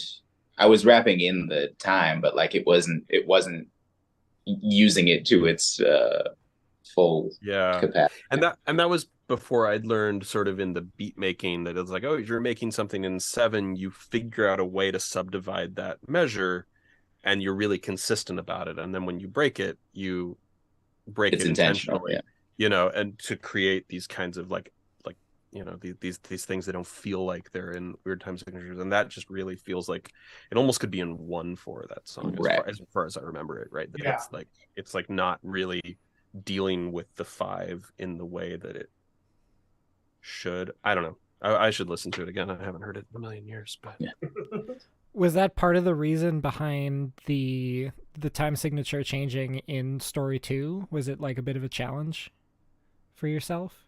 Yeah, I mean, I think then too we were just like, I mean, like definitely making CLPPNG, we were like, hey guys, we made this weird project, this weird side project that we didn't think anyone liked or could stand to listen to, and we get to make an album with a budget on a what seems like to be a very big label to us in a way that like we don't think we will ever get. We assumed that we would make the one album for Sub Pop, and they'd be like, well, that didn't sell, goodbye. And so we were Thank like, you, let's and have a nice day. So we're like, every idea that we have, every insane idea that we've ever had that we think should be in a rap song goes on this album. Like oh yeah, we definitely thought it was our one shot. Yeah. Yeah. And we were gonna we were like, intentionally like, we're gonna blow this one shot. Look at what we're gonna do. We're gonna do the most insane things because we know we'll never get another shot anyway. Yeah. Let's make them produce 3 different versions of the CD that are not labeled in any way whatsoever. Let's put a children's choir on this. That sounds affordable. Yeah. That shit is so expensive. Oh my god, it's so ridiculous. Never do that. Never put a children's choir on anything. It's the worst. Turns out. I mean, those kids are great, but yeah. They were amazing. I mean, that song is great, and I'm really proud of it. But yeah. Whew. Yeah. There's a lot of nonsense on that album. I know you've always kind of described clipping as like the music that you want to hear in the club, you know. And I'm curious if like that sounds like an affectation.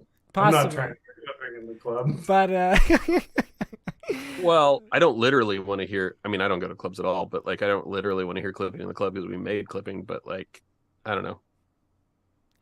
I'd like to hear things like it in a club, I guess. Sure. So we wanted to ask, go to a club. like, with the growing popularity of, you know, noisier hip hop in the mainstream, and even like the growth and popularity of clipping, do you find yourself, if as you said, you may not go to those venues too much often, but do you kind of find yourself hearing more of that type of music in more mainstream settings like that? I definitely hear things in the mainstream that I'm like, that feel too weird, that feel like a weird choice that I'm amazed got by people, and I'm like, well, that's something that I would have rejected as a direction because it felt too insane, and here it is in this huge track, and I kind of love that when I hear that. Like it's cool, and not like reject it, you know. I'm not like or you know, or things I would never even occurred to me to try to do. I mean, it's really how I felt. Now it's old, but now that's when I first heard PC music. That's really how I felt. I was like, holy shit, they're really doing wild stuff that I didn't think you were allowed to do in this kind of music, and that became like legit mainstream pop music, and I think that's great. Wild. Yeah, absolutely. Sophie made a Madonna song. Like, that's nuts. Yeah. Like, yeah. I mean, I think it's I will say yes in answer to that question. Like, it does feel like popular music and mainstream music is like more open to it. It's like a lot weirder than it used to be, and that's great. But also, like, that's me talking, and I'm in my 40s, and my taste doesn't matter, you know. So like, I actually don't like. It's also just a weird. I don't think what I understand is weird. That's also irrelevant now, you know. So.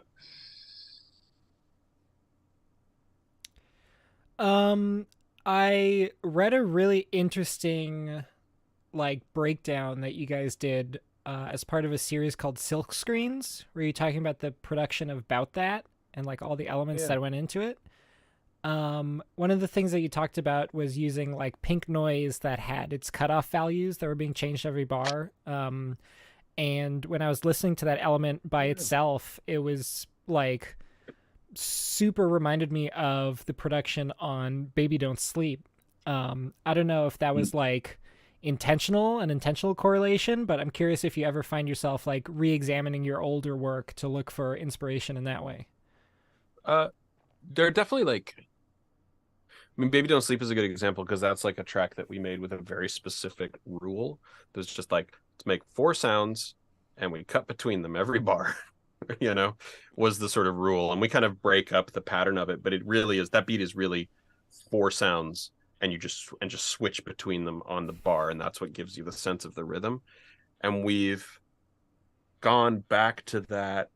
That beat was called 4 Sounds before David wrote on it. And I think the beat for the show was called 5 Sounds because there's 5 sounds in that one and it does the same thing, and then we layer a kick drum on it and sort of break the rules. But we definitely we're like, oh, this is a kind of like, this is a premise for setting up a beat that we haven't like done in a while. Yeah, there are certainly songs that that's one of them I can think of where Baby Don't Sleep inspired the show in a certain way, where there are certain things we have done in a song where we're like, years later we'll say that one song, that technique for that song, that's like 20 songs. We did one expression of it, and we discovered that it could be so many other songs, and we could mine that technique for so many more things. And it's a technique that then by its own nature is not going to, you're not going to recognize us repeating ourselves, but it's going to be really generative for us to operate that way. So that's one of those examples where we were like, we really could do, we can do another version of making very disparate sounds that are consistent and then chopping them off and in a pattern and moving between them, like, so that they can be, we can revisit things and say, we didn't mind that one idea fully. I think we have a tendency of doing something once and then that's it. Then we did that thing, right? And then we like burned that technique. We burned that idea. And I don't know if that's like fear of being seen as repeating ourselves or our own just restlessness and it being boring to repeat ourselves. But we're always trying to do something that we haven't done before in most tracks. So I really do think we could, we should more often do a thing twice and be like, oh, we could do that again, right? Almost every rapper does it every time, and that's their sound, right? Most people make the same song over and over and over and over and over, and over again. And we have this weird chip on our shoulder where we feel we'd be embarrassed to make two songs as similar as the most dissimilar to Lil Baby songs ever. Yeah, true. Was there? I think he's incredibly consistent, and I'm a huge fan. But you know what I mean? Like the width of his most disliked songs are probably more alike than our most alike songs. Was there any sort of that hesitation when you were making There Existed an Addiction to Blood and Visions of Bodies Being Burned, since they were specifically like, supposed to be a sequel or two parts of the same thing? Well, they weren't. Oh, we just made too many songs. Yeah. It was a couple of things. We made 2 albums worth of songs, so we had to do something about that. It was too many, and we were also kind of stuck in limbo trying to deal with that sample of Say the Name. So like that wasn't going to get settled in time for it to be on the first half. We split that album up into 2. Weirdly, like pretty late in the game, like pretty much we decided it was going to be 2 albums about 6 months before the first part came out. Like pretty shortly before we turned it in for mastering. And I remember I'm going to throw Tony under the bus a little bit, Tony or Adar at Sub Pop, who said to me just offhandedly on the president phone of Sub Pop currently. Yes, the president. Yeah. We were just on the phone one day, and we had too many songs. We didn't know what to do about it. We were like talking about this idea of instead, like we hadn't come up with the idea of splitting it into 2 albums yet. We were like, okay, we're gonna roll out singles with B-sides. So we'll release a single with a B-side, and then that one is not on the album. The B-side, like, sort of feels like a weird way to throw songs away, and we really liked everything. And he said to me offhandedly on the phone, he was like, really, one day I would just love for a band to let me take the best song off their album and then release it later after the album as a single. Because I think that would do really well. Like in the wake of an album doing pretty well, you then get to like focus on what actually is the best material, and then like the sample clearance nonsense with Say the Name sort of made us say, it's like, okay, Tony, we're going to take what we think is our best song off of this album, But then we're just gonna make an entirely other album. Like we'll just put it on another album. We're doing exactly what you wanted, except not that. Except not, yeah. But I think that here's a little bit of Sub Pop trivia for you. I think the reason he thought this would work was because it accidentally happened with Fleet Foxes. Yeah. White Winter Hymnal is not on the album, and that album is it's in the top 5 best-selling things on Sub Pop, and that was on the EP after. And he was like, "What if we did that on purpose? It was so good for them." Mm-hmm. And I don't know if that worked for us. Maybe we Visions we're not as famous better. as fucking Fleet Foxes. So. We're certainly not, but it sold better than the first one. So I don't, So there's no evidence that it didn't work. Yeah. Before we get too far away from that, I feel obligated to ask, since this person did, I'm pretty sure, like an entire college essay on this theory, but on Baby Don't Sleep, they theorized that the sounds were inspired by cicadas and something about sleep patterns. Was that intentional in any way? I don't remember what the sounds are. I think most of them are made with the modular synth. But I know there is one of them is a field recording, but one of them's a field recording of me dragging, or one of us. We were all together. It was a big piece of plastic of some sort that we're dragging through the desert. We were out shooting press photos for CLPPNG with Chris Chahosky, and I brought field recording stuff, and that's where we recorded. That same session has the cinder block smash from Work. We just like went to this like trash lot, like this pile of trash in the desert. That Chris Chahosky was like, "This is a cool place to hang out," and just like had some beers and broke things and recorded them, and a lot of those sounds were useful later. Like a lot of that stuff has ended up in things. But I don't think there was any like. I mean, like when we make the beats, say that's not. It's they're not wrong just because it wasn't intentional. No, of course. No, that's very you important. think that's what it's about? That's what it's about. That's 100% what it's about.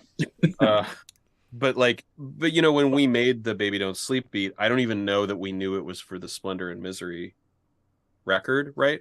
It was just a beat line around called Four Sounds, and I'm not sure, maybe, but I'm not sure that we had. Actually, I would not be surprised at all to learn that was made like before the Splendor and Misery concept existed. That was just a beat that we assimilated into that. That once we had the idea, once we were like, okay, this kind of sounds like it could take place in a spaceship. We like usurped that one into the track listing for the album. Because the stuff that we made really intentionally for Splendor and Misery when we were starting that, like, because we didn't know structurally how the songs would work. We didn't think they were all verse hook songs, which Baby Don't Sleep is, right? It has a very clear verse hook structure. And so we were making stuff that was like longer, more improvised, jammier stuff, which is not usually how we work. And it's not really how we've worked since. You still have a lot of there. There's a whole second part of Splendor and Misery, like of just unused beats and textures and things. Yeah, it doesn't stuff without rapping on it. All the rapping made it on the album, but that's all. There's one. Remember, there's one. Oh shit, there is one, and there's one song with Paul singing. Yeah, there's another. Another spiritual with Paul. We were all I started compiling it, and we were gonna make that of Bodies of Cities, right, like companion ambient record. Because a lot of the stuff on Splendor and Misery that was made around the time we were working on Rodney Asher's The Nightmare. And I want to say that there's a lot of overlap between some of that source material, because I was making like just a ton of like improvs and sketches and drones and ambient pieces to be used in The Nightmare, and that stuff, like very little of that stuff actually made it into the score, but some of it made it into Splendor and Misery, and I think vice versa. There's a cue in The Nightmare that contains in it a recording of me singing one of the spirituals as a demo for Splendor and Misery, just reversed. Yeah, there's also, I would also say there is one of the audio drugs you made for The Nightmare ended up in Enlacing. Yeah, I made a lot of audio drugs for The Nightmare, and those are in audio Enlacing. drugs. Yeah. Those aren't real. They don't work. Save your money for real drugs, right? God, if only, yeah. Only audio drugs worked. What do you tend to do with stuff that's... I know that you've talked about repurposing material like that a lot, but what do you tend to do with stuff that was kind of project-specific like that never got released? Nothing. That'll I go mean, on it'll the probably it'll be go on the useful. 25th anniversary Splinter of Misery release. I mean, like, Nobody knows it was project specific unless we tell them. So like Yeah. eventually something will come along that we'll use it And- for, maybe. if somebody remembers that we made, the thing that would be the right thing for right that moment, then we'll go grab it, but a lot of that stuff is just like lost to our failing memories, I think, too. If I were a little bit more, I'm pretty organized, but if I was a little bit better organized, I'd be like cataloging all of that stuff and sort of adding it to sound libraries that were easily like searchable. And I do a little of that, but like not comprehensively. There's always, no matter how well I think I've like cataloged everything, there's always more stuff to find in some unlabeled folder somewhere, like that footage you showed of our first show, which none of us knew existed. It's so weird. It's interesting that you talked about kind of trying to avoid repeating yourself. In one of those same interviews that I was talking about earlier, you talked about how you realized a few of the songs on Midcity kind of were following a formula, and that it wouldn't kind of provide enough variety for continuing projects. And so I know that you've expanded what, the clipping music sounds like a lot over the album since then. I'm curious if there are any directions that y'all have like wanted to explore that you haven't got a chance to yet or are planning to, or... That ska record is good. The ska record, okay.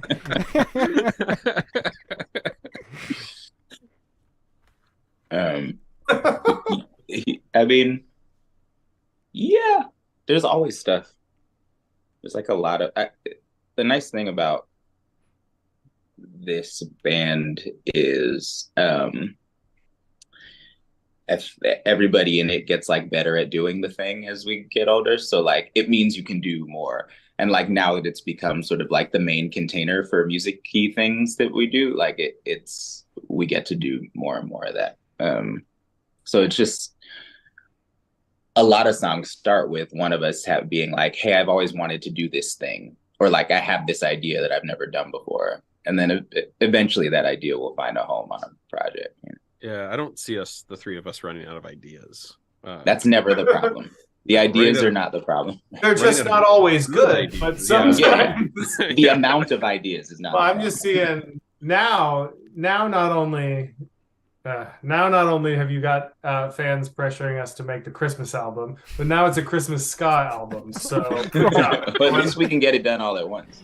Yeah, the more idea. I mean, that's a very clipping thing too. Is like the more like ideas that feel like they don't have any connection that we can cram into the same song or the same project, the better. So it's definitely a Christmas ska album now.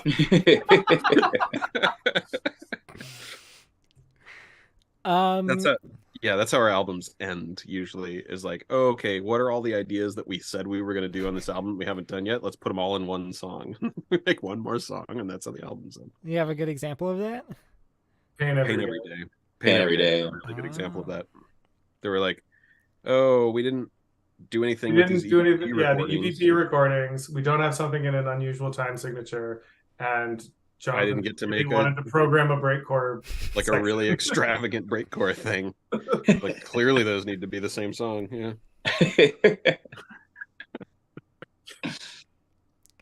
So, I'm hesitant to ask about this because I know that you've been tight-lipped about it, but I wanted to talk about Story, specifically the first one. Yeah. I know that it's like, it's one of the songs. Implies we know more than you do. Huh? Yeah. Tight-lipped implies we know more than you do.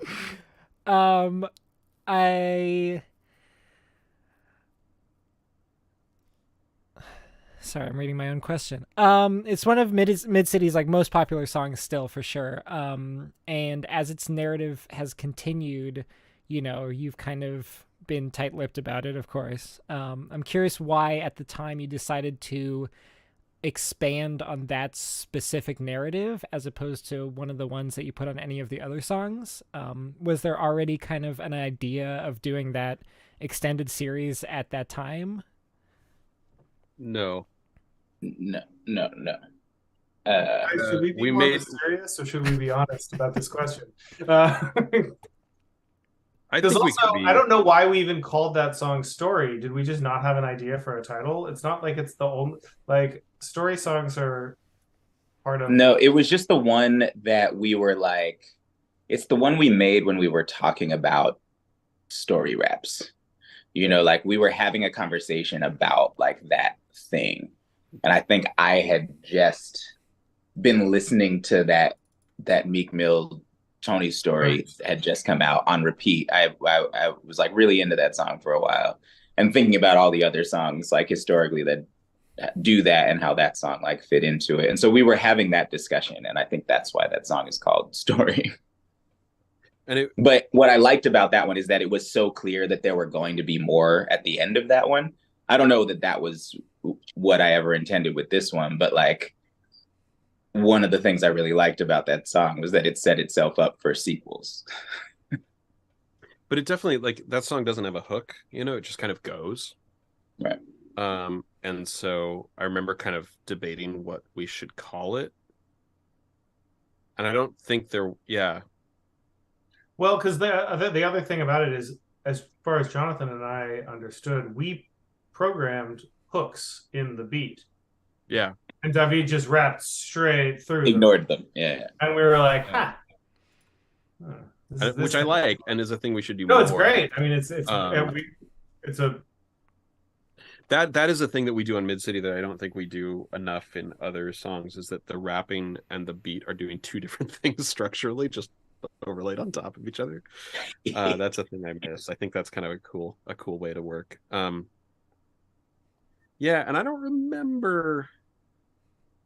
I feel like I really don't remember. Well, I feel like Story 2 was the last song we made on CLPPNG, and it was another one of these things. It was like, we should have a story song on every album. We should make a sequel to Story. And I also want to do this additive time signature thing. And then we were like up against the wires. We're like, those are the same song now. I feel like that's the way it worked. Maybe I'm wrong. Wow. I think so, right? Amazing. Sounds likely. Guessed that. I wouldn't have guessed that with the last song, but also I have no memory of what could have been the last song. I'd have to look at the album.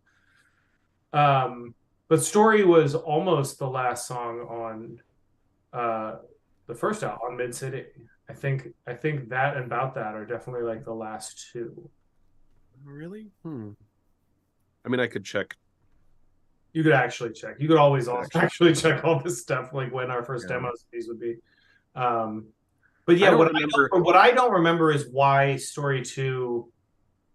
I don't remember the conversation that said, let's do a sequel to Story and let's make it be this. I don't even know that at the time we were necessarily going to think of it as a sequel until I started sort of writing. I mean, I think it was more, I do remember the conversation of like, we should have a story song on every album. That was a thing we said. And so like, I don't know if they needed to be connected, except that we're us. So like that. I don't actually like. Maybe this is saying too much, but I don't think we thought they were connected. I thought we thought they were two different. In fact, maybe y'all thought that, and then we did it in response.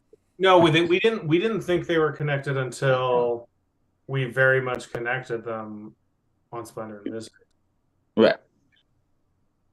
And then we started going back. Well, then we retroactively go back and make sense of. But we skipped a number, right? No, we didn't. They don't know that. Well, in release order, we skipped a number. We didn't release the number. Yeah. Because we made Story 4. Oh, right. That. As a remix. Completely forgot about that one. Yeah.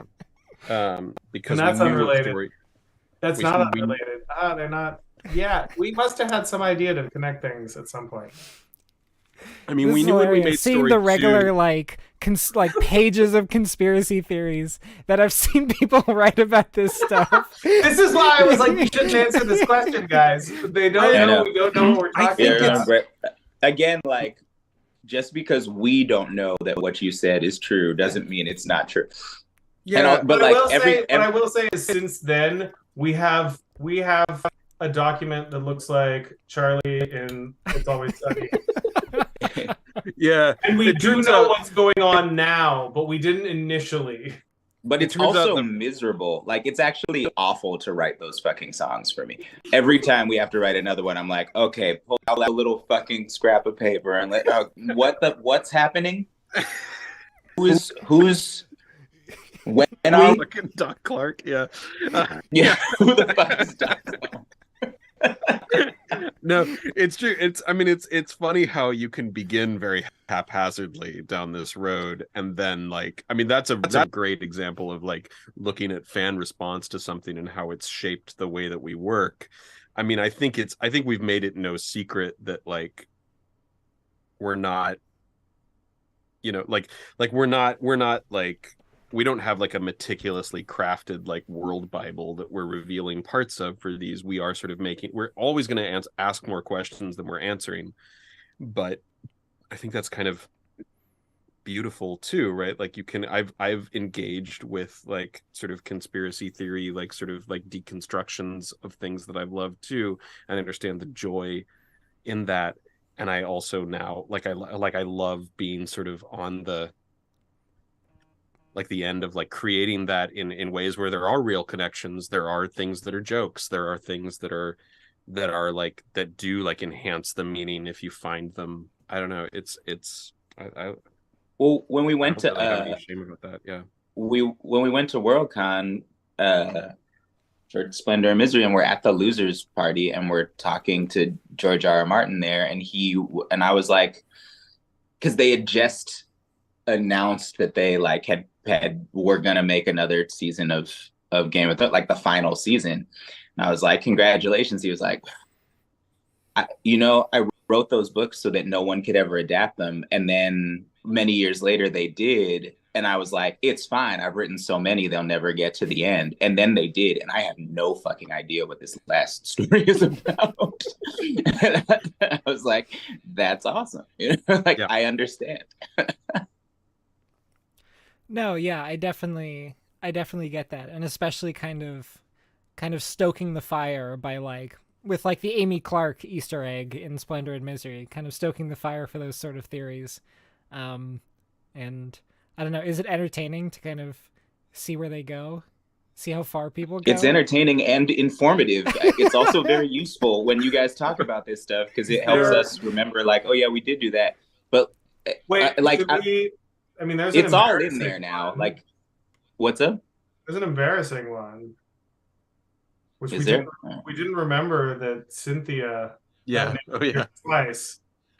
Yeah, that Cynthia was in story. And 4. now they're actually the same person, but we fucking just used the same name twice in two different things. And That's only true. once the fans were like, "Oh my god, why did she do this and this?" And we were like, Yeah, Huh. yeah. That is my bad. Look, I don't know. Like, there's lots of people with the same names, as you always say, in the world. Like, I met a lot of other people named Jonathan. There's just 2 Cynthias in that world. possible.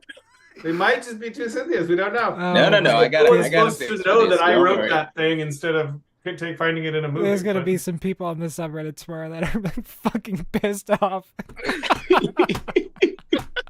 Man, wait till you guys are really gonna hate the next album.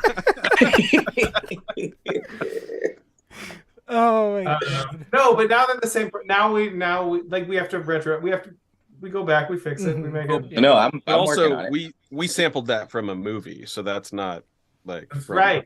Yeah. We didn't write that. Yeah. We didn't make that up. That's just No. That's not our friend. That's not a recording of our friends in their house. Well, I gotta get this out of the way because the one question that was plastered all over the comment section of every announcement and post about this is physicals for Midcity. I'm pretty sure you've mentioned it before, but is there any like, I don't know if there are plans or like what the process of something like that happening are, or There's no plans. There aren't plans. We should have done it for We the probably 10th should anniversary. probably should have done it for this if we were one. going to do it, but we should just do it. We'll do it someday. There's no real reason. was there? Yeah, I was curious. Was there any specific reason there wasn't? I mean, you know, just starting out, you can't really like. I'm just starting this project. I'm gonna do vinyl for the first mixtape. Well, yeah, yeah. I mean, No, Yeah, we in couldn't. the beginning there whole, was like, no. recording a track 2 days before the album comes out and uploading the artwork an hour before it drops on the internet. It doesn't really work when you're making physical copies. So No, vinyl yeah, doesn't there's work. that reason. Yeah, I mean, we've never been against releasing physicals. It's just that, like, I think that sorry, my partner was just shouting something. Our momentum is such that we're like, what's the new thing? What's the new thing? What's the new thing? It would take our label to say, like, hey, this should come out, and they do every couple of months. They're like, hey, we should do this, and we're like, sure, whatever, and then we don't do anything about it. So I'm sorry to the people who want it. We should just get on that, I guess. We'll do it and put like. The problem is it's shit's so backed up right now.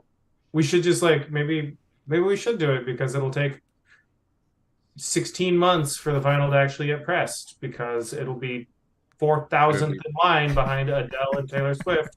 We're pressing 60,000 copies of the first press to sell at Target. It'll be in time for the 15th anniversary. Yeah. We're always more interested in doing the new thing. And we also, this band is like, we space albums far enough apart that the label is always like, I don't know, we always have like a few weird little like reissue ideas or remix ideas or things like that that are sort of like clogging up the works, and they want to be like cautious of how they space those out so that everything gets the sort of focus that it deserves to. I don't know. It's about finding time for it, and we have like 3 or 4 other sort of like projects of like remixes and versions and things that we're just like still trying to find space for, like things that have been done for years that have just been sitting, you know. Yeah. So yeah. Nothing to get like, I shouldn't have said that out loud, but like nothing to get too excited about, but just like things that we just don't know how to sort of scoot those out, or things that like need one thing to be done, or like the you know, we lost track of the mastering or something like that. There's always stuff like that in this band's catalog sitting like on the docket, and so I don't know, it's never felt like something urgent. And if we had thought of this a year ago, it would have been a really good thing to have come out like today, but we didn't. Right. And here we are. So you know, it's interesting that you talk about remixes actually, because someone had asked, you know, with all the remix projects that you've released, especially recently, you know, a lot of the time you see artists putting out remixes that don't feel like they expand much upon the original work. And so they were curious what, in your opinion, makes for like a good remix. What sort of elements / interpretations, methods make a compelling and transformative remix? Well, speaking of like curation of our influences and our like things that we're fans of, right? Like that last remix record are just like people we really like, some people we've been fans of for ages who we felt like we could reach out to because we had this project. Like the only reason there are so many is because we reached out to so many people assuming that almost nobody would actually do the remixes, because that's usually how getting remixes works, is like nobody actually does them. And everybody did them, I think, except one person or 2 people. And so that's why there's so many. And we also, the only rule that we have on the remixes, which plenty of people break, and that's also fine, is that we say, please don't just make a new beat for the acapella. Please don't just use the acapella intact.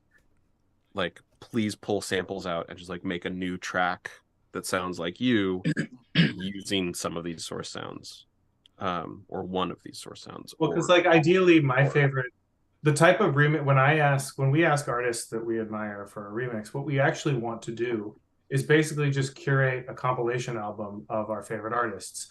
And it's kind of a bummer that for it to work and for it to be justified, they have to use our sounds to do it. What we really want it'd be cooler to just like write one of your own songs that we'll really like, and we just get to be like, hey everyone, look, this artist is great, we love them, and we're going to put them in between these other artists that we love who we told the same thing. But the only reason we're ever allowed to just put together an album that's a compilation of artists we like is if it's a remix album, so they have to use some part of our song. But the other like funny sort of thing that we're probably misunderstanding is that when people ask us to do remixes, that's what we do. We like take one sound from their thing and make a totally new song out of it, and then we're like, there's your remix. And maybe that's not what they were asking for. Almost certainly that's not. Yeah. What were they asking us for? If I don't know. Like... It's funny. It's funny that you say that, because I just did a remix for a band on my own, and their notes on the remix were, "Can you use the hook from the original song somewhere in it?" And I was like, I don't really want to do that. But then I was like, oh, right. Yeah, no, I should totally do that. Very good call. Yes. And I had to go back and change it. But I always I think of the 9 Inch Nails Further Down the Spiral record, that's like the sort of response record to Downward Spiral, that just has like 2 Aphex Twin tracks on it that have no relationship to the original 9 Inch Nails material. It's like, that's the kind of record I want as a remix record always. Like, just like a sort of follow-up that feels like it also like reveals influences, and it reveals like parts of the making of it. I mean, it's what, like, we were talking about making the response record to Splendor and Misery. Like, that's the kind of idea. It's like just using all of the scraps to make something that kind of feels like a remix record, but kind of feels like its own thing too. Have you ever had? I mean, speaking of, no, and I just because I was checking, the last one of those we did was for Danny Elfman's last album, and it is on Spotify. It's finally on the deluxe version. Because it was on, we did it for the vinyl, and then it didn't end up on Spotify for a while, but it's now on the bigger, messier deluxe on Spotify is our remix. So it did finally, so fans can actually hear it without buying a $400 vinyl box set that comes with a sculpture of Danny's hand.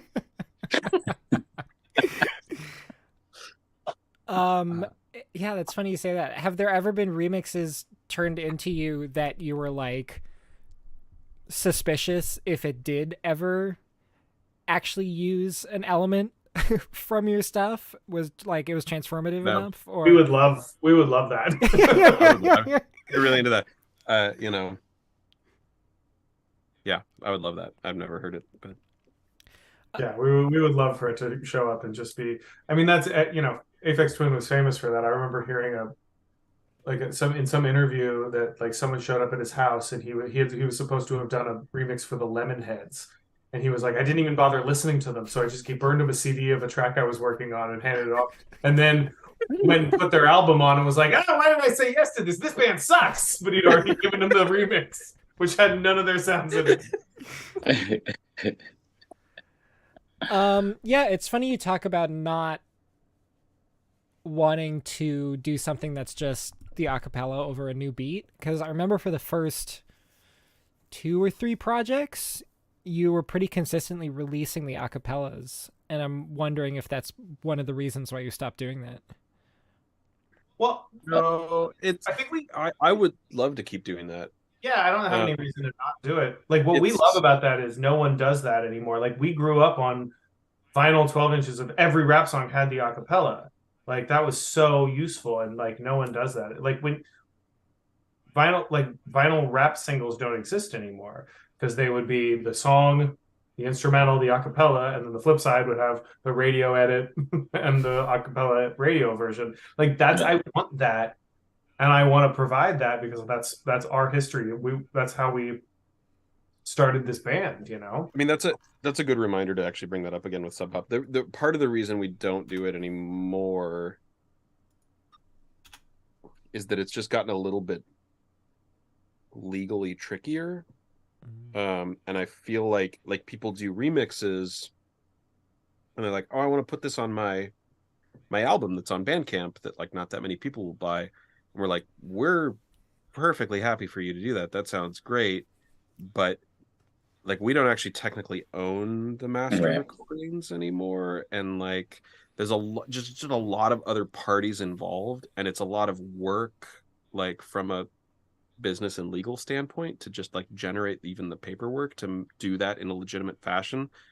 And it's like a lot of trouble, and it's a lot of trouble for the person who's made the thing, and it sucks. So we've kind of stopped doing that, but I don't know, I would like to keep doing that. No, yeah, I can definitely understand that. You know, especially recently, it seems the whole, you know, music copyright red tape has gotten just more and more complicated as it's harder to, you know, present your DIY, you know. Like the stuff I did with the server, you know, we did the whole thing of covers and just having to deal with all that and like figuring out if the artist will be cool with it and like if I need to worry about the licensing fees and all that. Yeah, it's definitely a challenge. This question makes me laugh, so I have to ask it. As fans of noise music, what are your least favorite noises? Is there anything that's like you've thought about putting on the album but are like, this is like too unpleasant to listen to? I mean, least favorite noises in noise music or least favorite noises in the universe?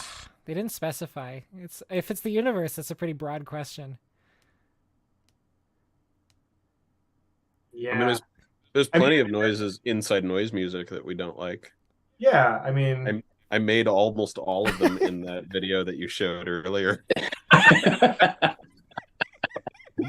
don't know how broad how broadly this is known, or if this was just like a California term. But we used to call it. There's a type of feedback that in the old El Corral days, all the noise artists would call stupid tone. And if someone accidentally made that during their set, we'd all be like, nah, stupid tone. I made so much stupid tone in that live video that you showed. Yeah. I was like, ooh, time and time again. just like wanking on the like filter cutoff knob with the resonance all the way up through a distortion. It's like, it's like the worst. Yeah. I was when I was on a podcast with Gray and Mike about a Merzbow record, and we were talking about how we like missed that 90s like era of harsh noise when there wasn't like this codified set of like what sounds are unacceptable because they were just making it up, right? So like early Merzbow is full of sounds that we would consider like super embarrassing in noise music now, but he just like wails on them, just fucking yeah. And you're like, I kind of love that. I wish I missed that era of like, we don't even know what's good or bad yet. Just go for it. Just fucking maybe that's turn that knob. Maybe let's make a song that's all stupid tone. Just like low mid-range feedback, just honking out of a tiny little amp like that. Yeah. I'm up for it. Let's do it. I'm sold. Especially if it's all also right, a ska Christmas song. This is our Christmas ska record. A lot of stupid tone. And can continue our long tradition of Nicki Minaj references. Stupid Tone is absolutely sounds like the name of a ska album, so it's the subtitle of all ska records. But I feel like they would spell it with 2 O's or something. Yes. Oh my god. Just in the world though, like what sounds, I don't know. I don't like the sound of chewing, and I think that's just my own cross to bear. So you see, I've been muting every time I was chewing this chocolate bar. I don't get mad at it. I don't tell anyone. I know, but I know you hate it because we've been friends for so long. Oh, you don't do it. And it's not like I'm like super quiet at chewing. It's literally just all chewing for some reason.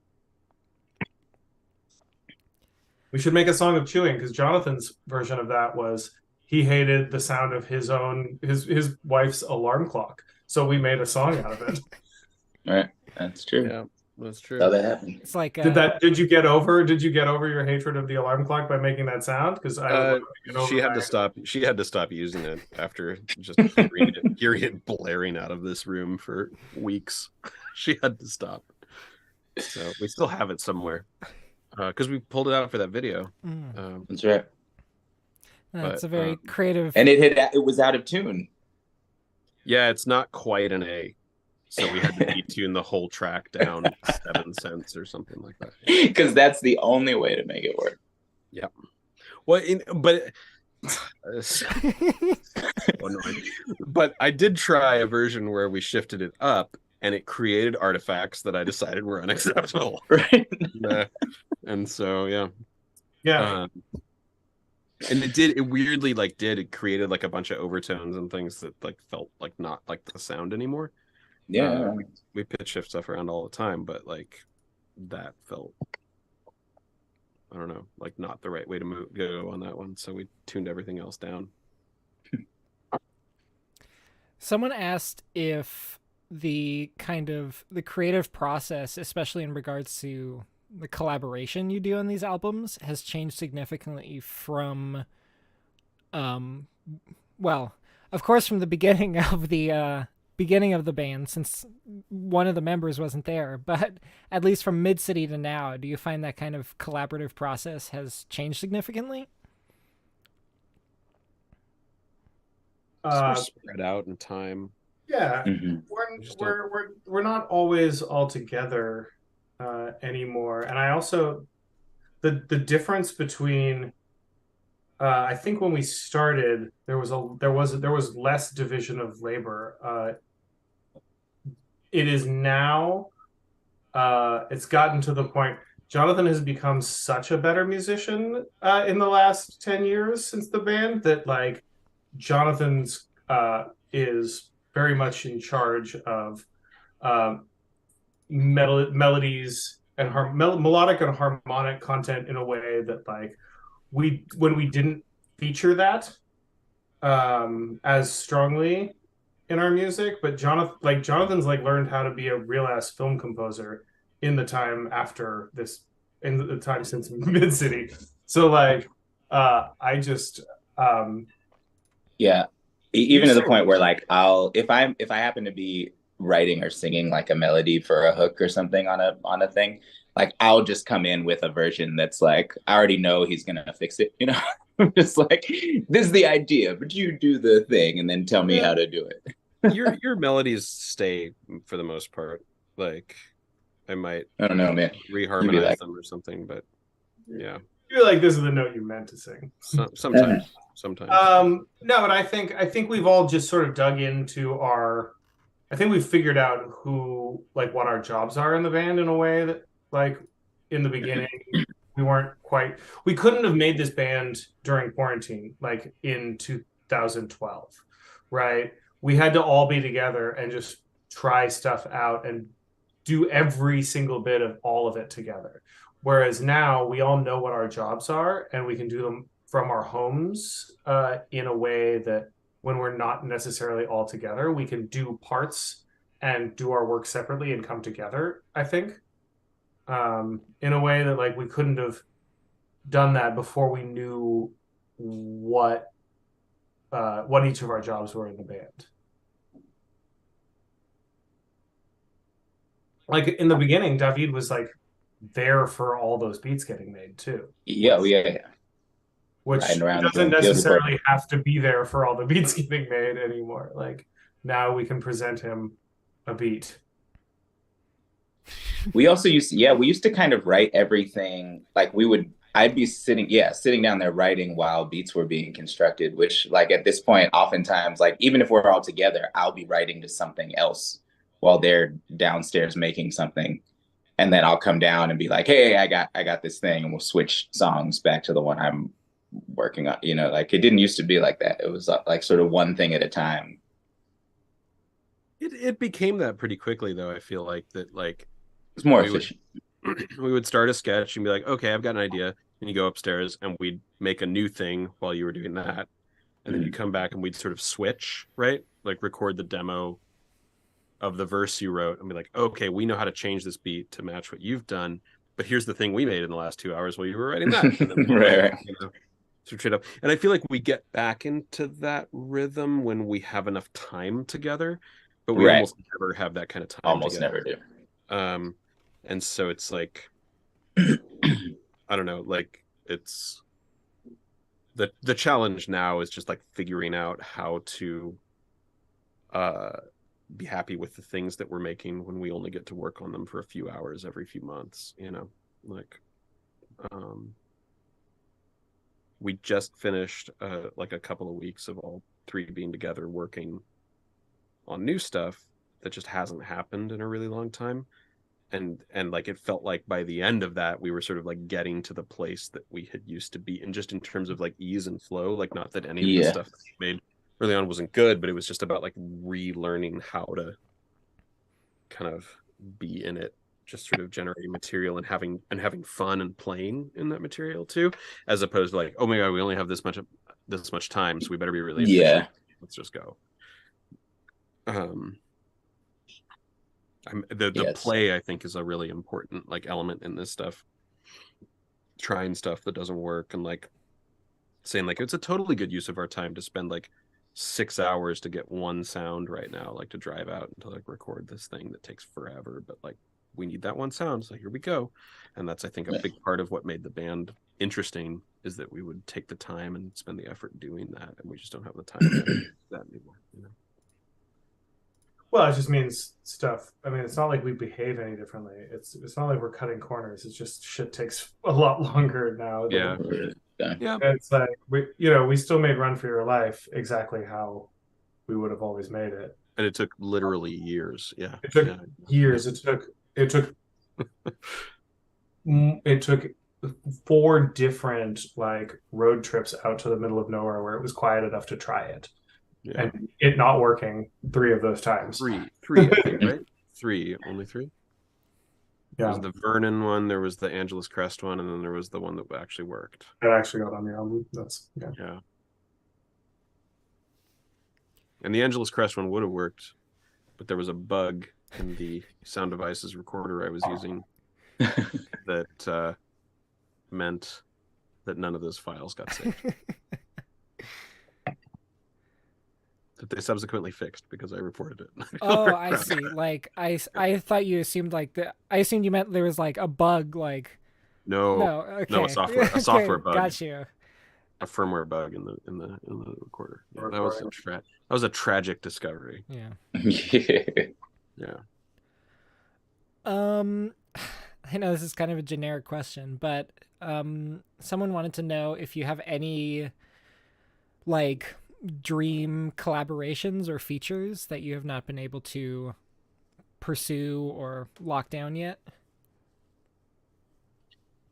Oh man, I mean, yes, but I think only ones that we've been too cowardly to ask for. It's not like they eluded it. I mean, one of mine, which I won't talk about, but we got it, so that's fucking cool. I'm like, we do. There's a couple coming that are like big deals. Yeah. For like personally big deals. Yeah. personal all-time greats, favorites ever. Yeah. The one that I can say that we will never get, because she would never in a million years do this, is Diamante Gay Loss. We always are like, oh yeah, it's the dream collab. But also, she would never. I wouldn't even ask. She would hate this music so much. Yeah, that would be great. I love her so much, but she would hate it so much. Yeah, it's a good call. There's one I can think of that I know we're never gonna get, but if I say the idea out loud, I feel like someone will. I don't know. Is it one we've discussed? Yeah. It's the one we've discussed. Yeah. You know the one. Don't jinx it, guys. Don't jinx it. Yeah. Okay. That I think the one you're talking about is one we have fantasized about quite a bit, and we've never made the track that we needed to make to pursue it.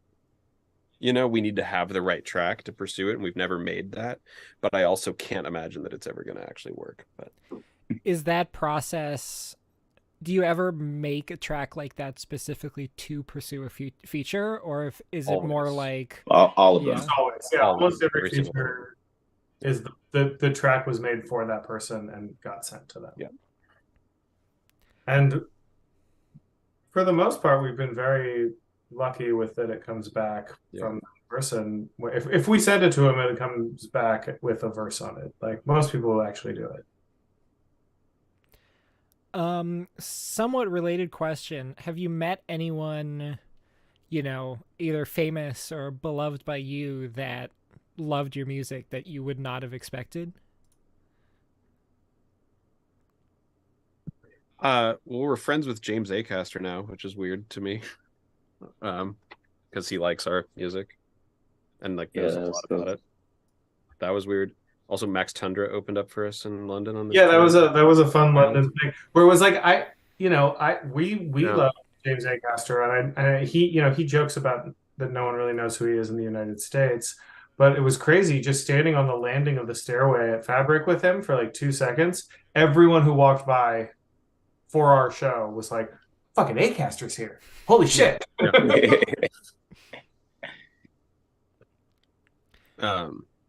Well, I always because I generally run the Twitter or the Instagram. Whenever someone follows us that I think is hilarious, I always send it to them. And just a couple of weeks ago, Lisa Loeb followed us on Twitter, and I was like, "Guys, Lisa Loeb, how did this happen?" It happened because I ran into her at a restaurant on Ventura, and we were talking. Yeah, I was disappointed to find out it wasn't because she liked clipping. I know. Well, she might have then gone and listened to the band. We did talk about music for quite a while. Maybe she wants to jump on a Christmas ska song. Oh yeah.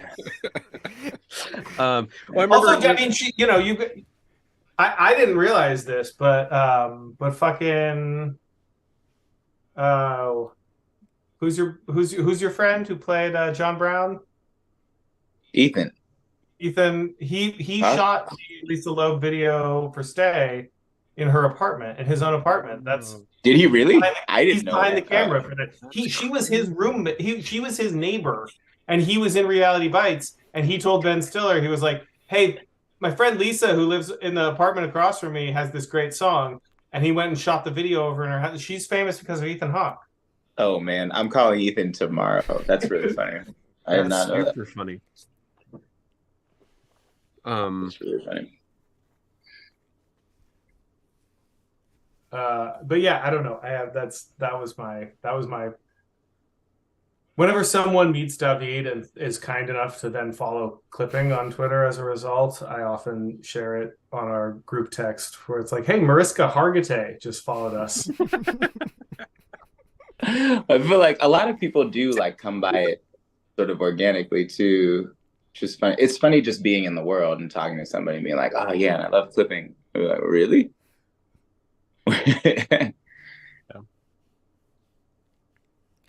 Well, I think we're starting to get to the end of our time here, so I guess I'll... Was there an out time? Huh? Oh God, it's been 2 hours. Yeah. I have no idea. Hope this was helpful. I have no idea if anyone... Yeah. No, it was great. I think everyone was enlightened. But I wanted to ask, I don't know how much you can talk about, but what all of you are... What's upcoming as a group? What's upcoming individually? What can people be excited for that you can talk about? We're making a new album. We're making a new album. Don't know when it'll come out. Yeah, we don't know when it's coming out, but it's pretty shaping up. It's pretty good. Okay. Yeah, all right. It's close to close to being done. Yeah. If anybody from Sub Pop asked, it's done. Yeah. And they should schedule it. They should totally schedule it. It's absolutely finished.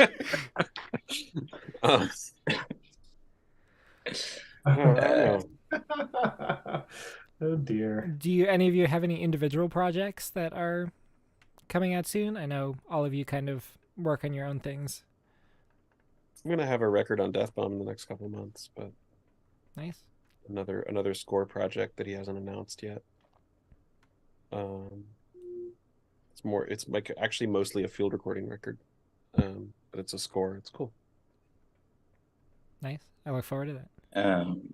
I assume I have TV things happening, but I can't remember the dates of any of that, so it doesn't. I heard you were a crab in some movie. Oh yeah, I don't know when that's in. Make May. sure all these people know. You got to, guys, plug. You got to really plug gotta that. go out and support the Little Mermaid. Disney's The Little Mermaid. Make sure. I think it has a chance at being like a big. I don't know, but try to like. If you get a chance It's to this support little the fucking little, this little project. Yeah, limited Just release. like everyone believed in it. yeah. Man, you guys, it's up to you to.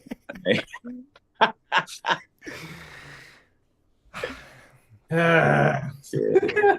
right. Well, on that note, I think it may be time to end this. I'd like to thank you all again for showing up to this. 10 years later.